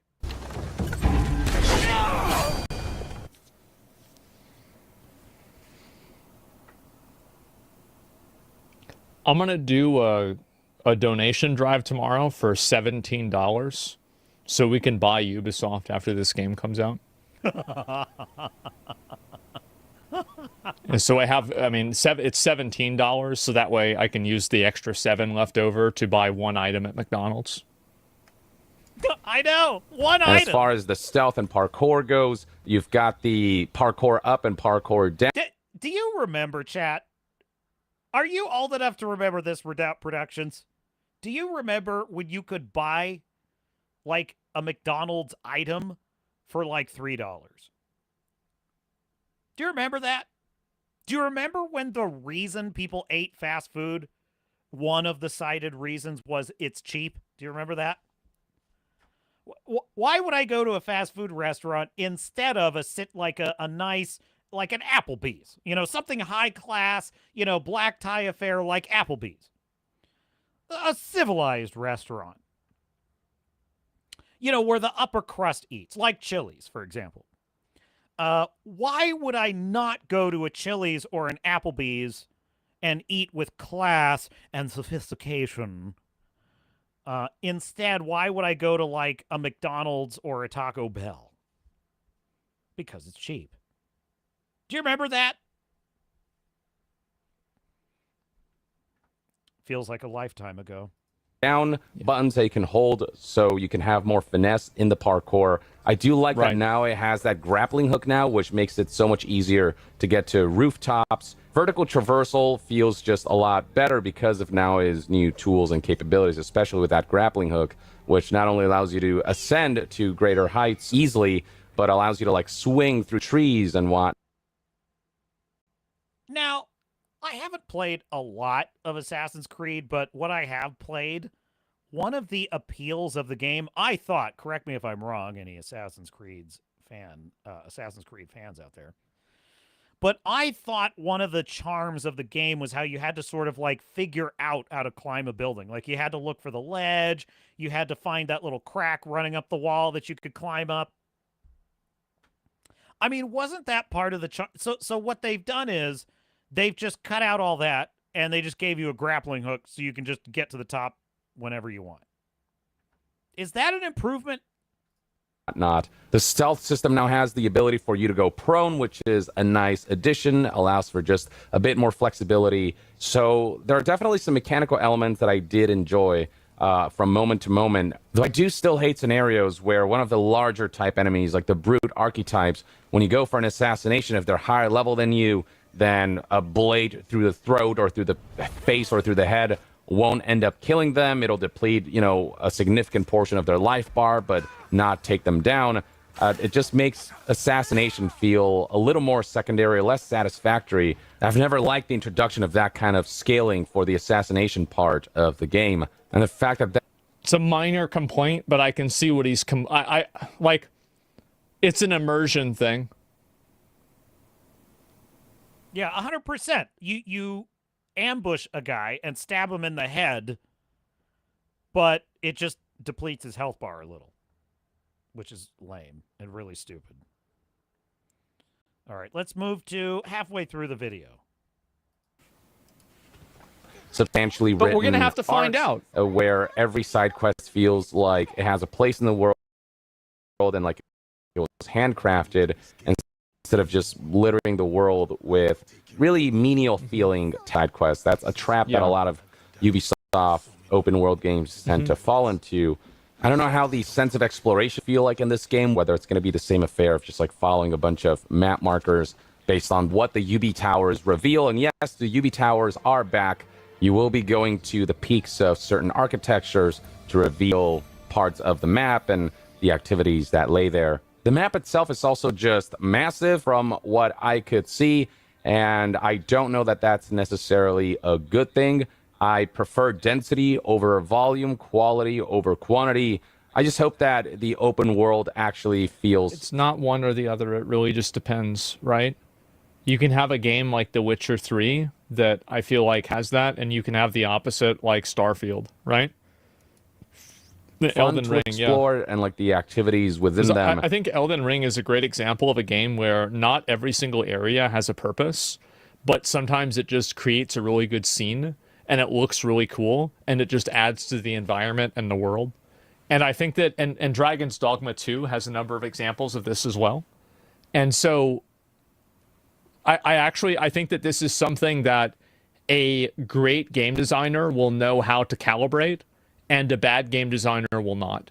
And I just want to take a moment to consider the amount of thought and philosophy that goes into the art form of video game creation.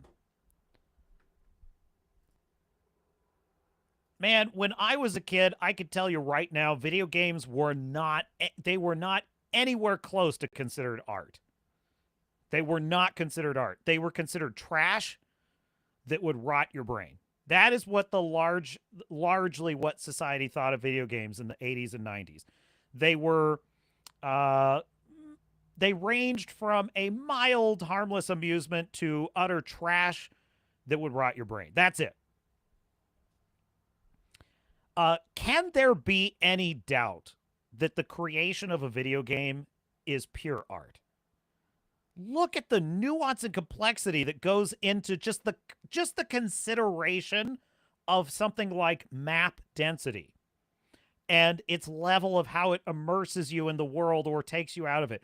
Whether or not it's a value add to have more purposes to the environment, or like more quests to pursue in that environment, or whether it's just a value add to just simply have the environment to enhance the size and feeling of the world.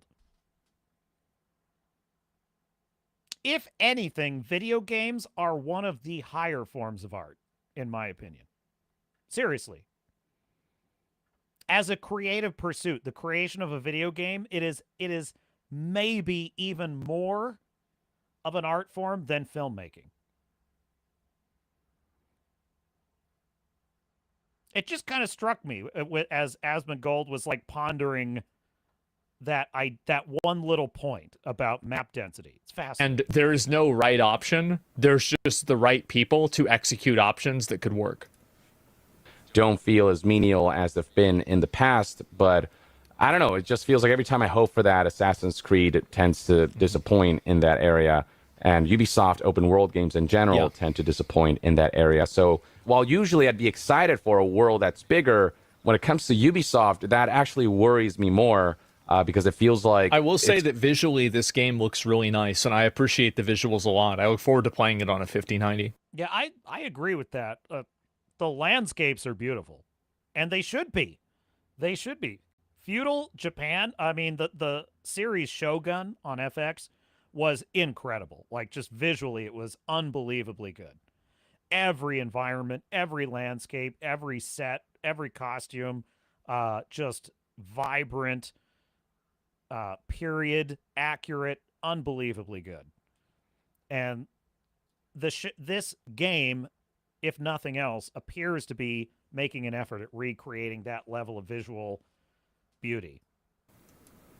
Going to just be stretched thin, this map that won't have enough substance to back the size of it.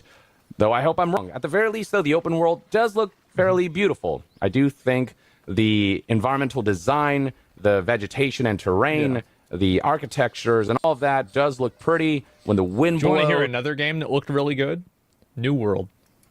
As you can see the foliage just kind of swaying about as you ride your horse through Japan, and all of that does look very pretty. So it's nice to just kind of take the environment in, but I just hope that there's actually stuff to do in the environment that isn't boring and that all feels kind of interesting and has some sense of intrigue, and it feels like you want to actually partake in them instead of it feeling like a chore. I also need more time to feel out the progression system of this game. It's kind of how, you know, recent Assassin's Creed games have worked, where you level up or you gain essentially like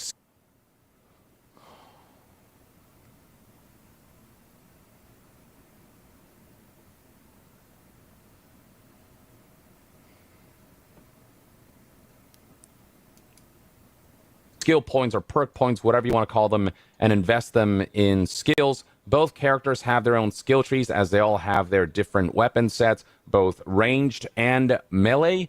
And a lot of these perks do seem to offer substantial additions to combat, especially where those active skills are concerned. And then there's the equipment system, where it feels like each piece of armor does offer like substantial perks that shape. Those are cool. Credit where credit's due. This armor set does actually seem like it changes gameplay. Yeah, that's cool. I like that. The play style of your respective two characters, of your protagonists. I just hope that the armor pieces are more about quality versus quantity, where it doesn't feel like you're looting a bunch of stuff and then picking from them, where it's not about finding the epic or legendary versions of the same stuff, but rather finding unique pieces that each offer their own effects, and deciding which one to equip is a matter of play style and the perks they offer, rather than these incremental statistical updates where you'll barely feel the difference. But yeah, the game definitely does try. Yeah, it's always better to just give people functional differences rather than like numerical advantages. I think. Which character you want to play as. But yeah, I mean, so far it feels like the combat's bottom... never been Assassin's Creed strong side. Well, why not just make it better? What an idea. Just make it better. Just the pacing and flow of the open world and the main campaign, all of those things I've still yet to see how that will pan out in the final game. But I don't know. Part of me feels like this is going to be yet another scenario of like the game just being too big for its own good. There's such... There's another point about that. Asmongold says, why not just make it better? And what's kind of struck me as I'm watching this is I can remember something like 10, 15 years ago. Just every year, video games got more incredible. Just especially in the late 90s, every single year it was, wow, your computer's now outdated. You need a better graphics card just to run the new stuff. The new engine is even better. The graphics are better. The CGI is better. The cinematics, as we used to call them back in the day, now they just refer to them as cutscenes. But back in the day, right, you had the in-game playable visuals, and then you had cinematics, which were like rendered cutscenes. Now the graphics are good enough that you can have the in-game graphics be the cutscenes, such as in Mass Effect, for example. But the point is, for a long time, every year, every generation of console, things were getting better. The combat was more lifelike. The characters were more human-looking.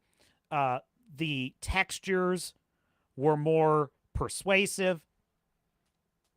Isn't it fascinating that in the last, 5 to 10 years, it's like it's stagnated? It's almost like it's going backwards. It's like, honestly, I look at this and I think, well, this looks like basically every Assassin's Creed game I've ever seen. If anything, it looks a little more dull. It looks a little less convincing in the combat animations. But on the whole, by and large, it looks not that much different from the very first Assassin's Creed game. Hey Siri, when did the first Assassin's Creed game come out? Assassin's Creed was published the 13th of November, 2007. 2007 was the first Assassin's Creed game. 17 years ago. And this game doesn't look all that different to me. In terms of the gameplay, the technology, the combat animations, it's not that much better at all. Fascinating how the creativity has just sort of stagnated in recent years. I wonder why that could be. Such a thing as less is more, and that's a lesson Exactly that I what I think was Ubisoft saying. just doesn't seem to want to learn, and that's something that's afflicted a lot of, I think, Assassin's Creed games.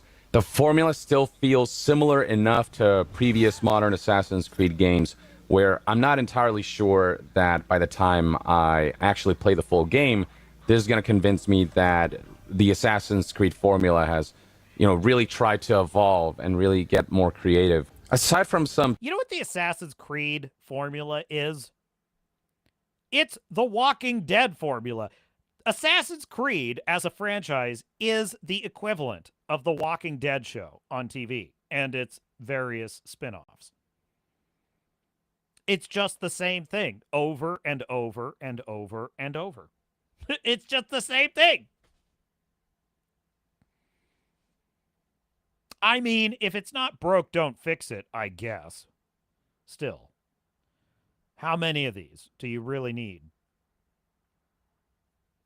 You can tell I'm not really an Assassin's Creed junkie to begin with. Intense combat and stealth scenarios, I don't think this is going to be the game that will convert you to this style of Assassin's Creed. Wait, go back. Share my final thoughts, but I'm not convinced that this will be able to live up to or surpass the likes of Ghost of Tsushima, which for me kind of became the new Assassin's Creed. Just feel a little smoother and a little more versatile and like you're more in control. But who knows, maybe I'll come to appreciate Assassin's Creed Shadows if I play more of it. But my experience with Ubisoft's last few releases just has me apprehensive. But at the very least, that's one man's take. Let me know in the comments below what your thoughts and opinions are on Assassin's Creed Shadows based on everything you've seen. And to be further updated on all things gaming news, reviews, and discussions, stay tuned right here on Young Yeah. I'll see you guys next time. Young out.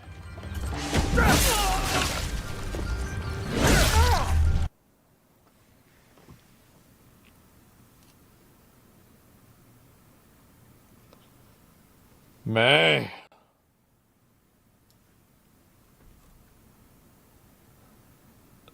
Man.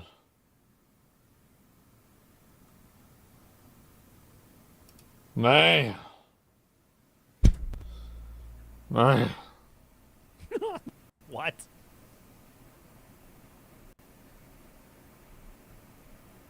I don't know if I can still say it's going to be a 7 or an 8.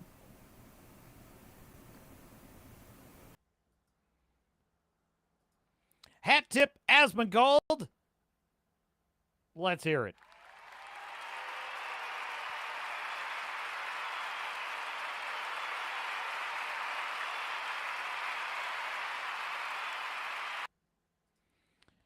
All right, let's close it out.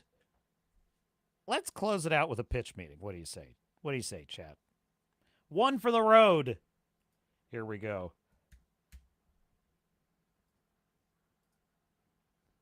Now, I have not seen Mufasa. I just, it's not even any particular animus on my. I just haven't gotten around to it, and I don't think I intend to. I mean, what would be the point? You know what I mean? That being said, I'm curious. The captain is a curious man. So here's Ryan George of Pitch Meeting to let us into the insight on how this movie got made. Roll tape.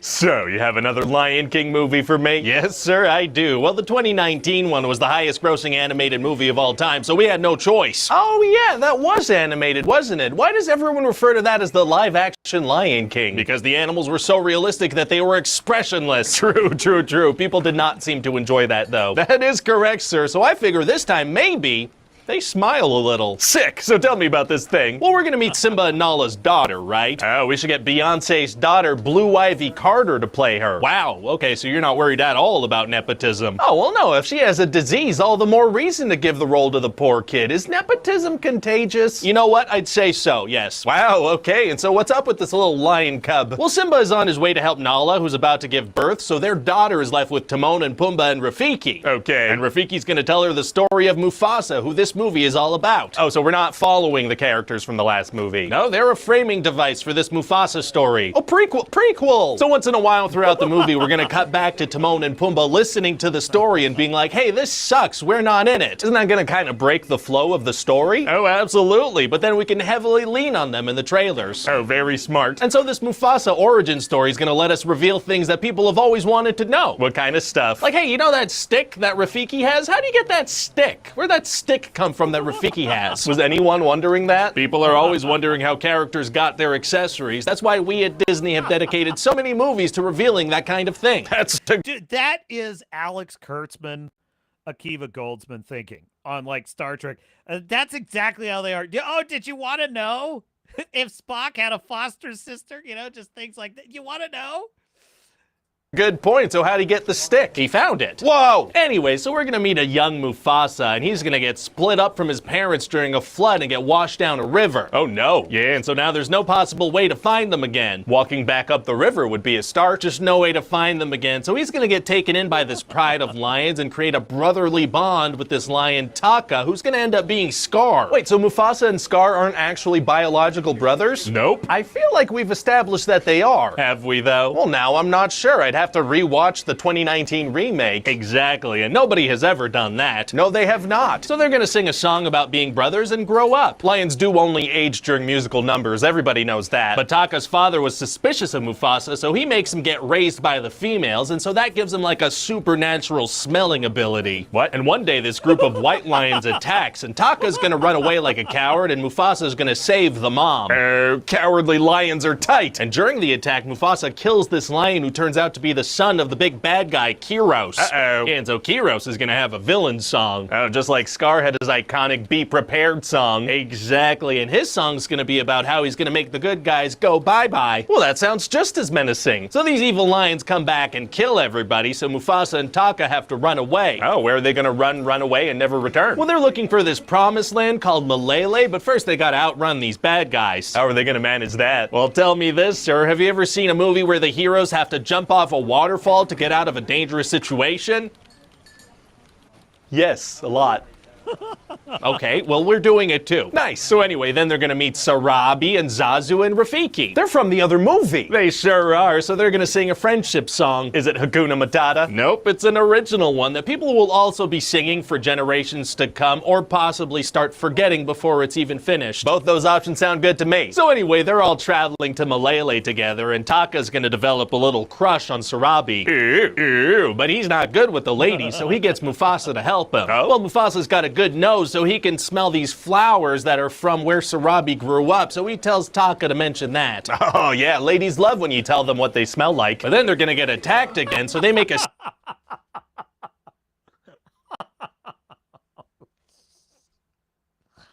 Oh my god, this plot just sounds like drivel.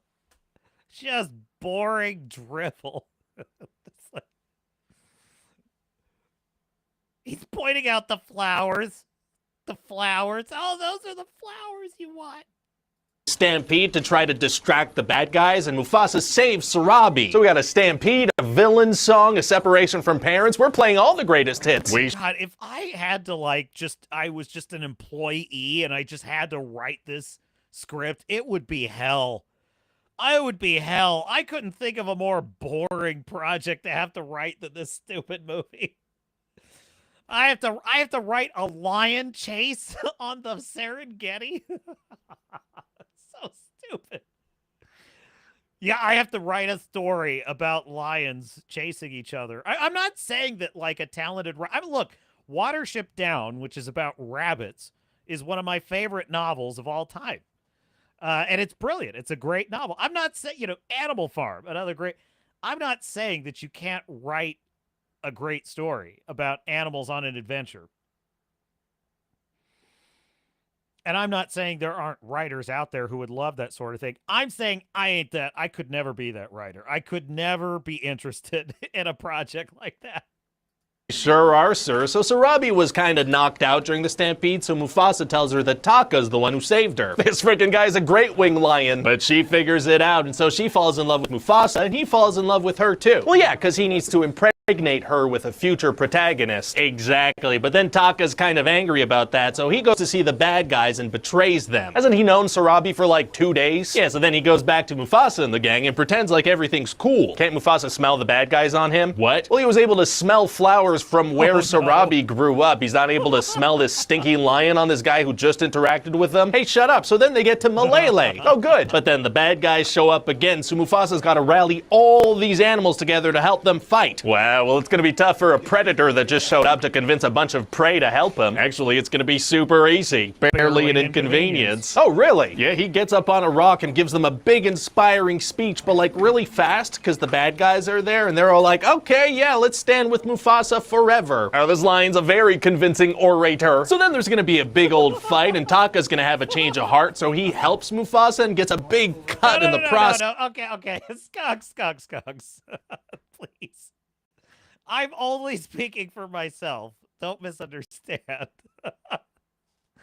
I must use my power responsibly. As the captain of the ship. My dear Skugs. Because Skugs is saying I'm writing animals on an adventure story. Please don't take me too seriously.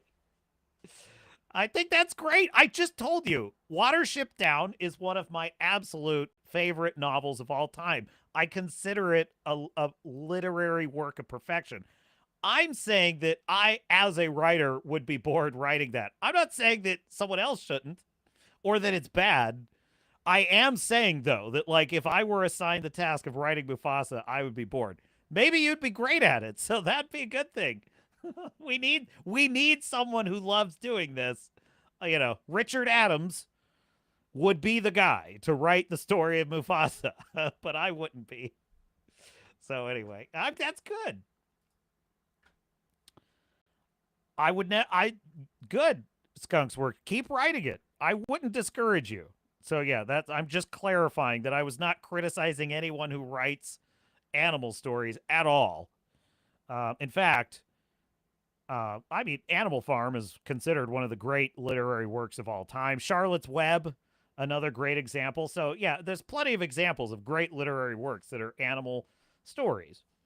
So I wasn't criticizing you or that concept. I'm just saying I personally, just a taste thing. It's just not my cup of tea to write it. But I'll read your work.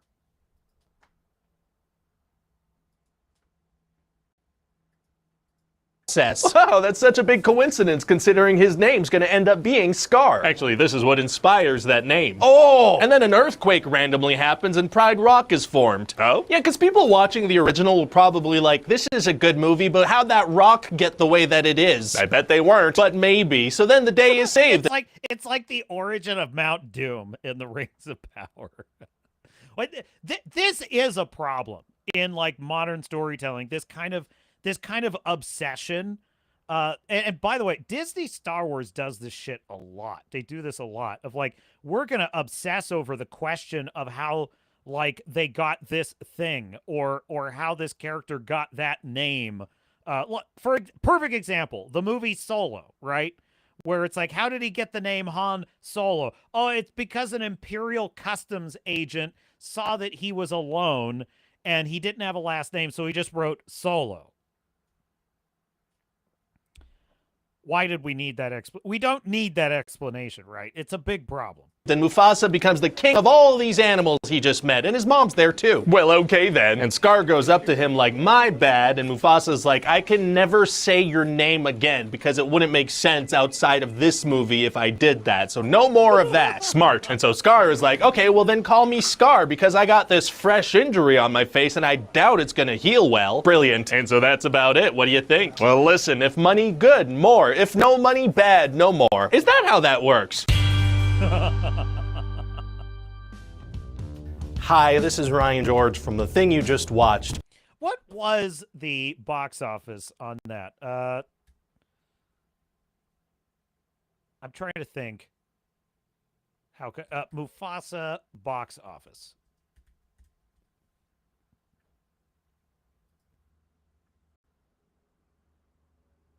Domestic opening was 35 million.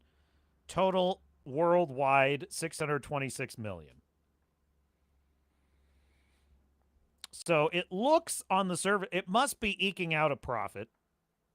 It's made a little over $500 million.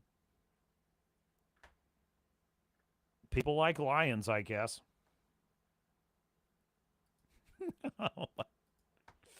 Keep working on your stories, Skunks. I know you will. I was not criticizing writing animal stories, but I wouldn't want to write one. It just sounds draining, you know? It's just like, I got to figure out how they're going to escape this stampede. Oh, that sounds like so much work.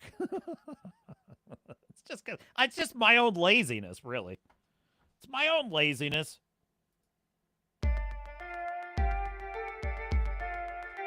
Skunk says I quit. No, you don't. No, you don't, Skunks. I don't believe you. Yeah, we definitely got to talk business. Oh boy, Veilguard. Look, I am not happy that Dragon Age went to shit, but I am happy that because they turned it into shit, it failed. That I am happy about, because they deserve their failure. Universal showed up.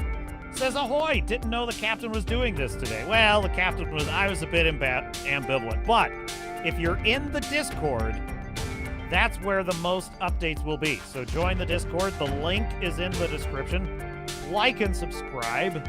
Spread the word if you can. But we had a great time. Now, look, I just couldn't stay away. I love hanging out with my dear chat.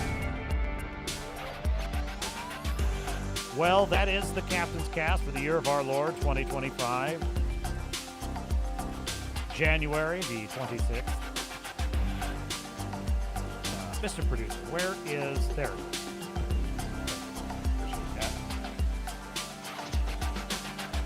Well, I am Captain Garrett of the Swords and Starships channel. I hope you enjoyed the content. And until next time, I will see you out there.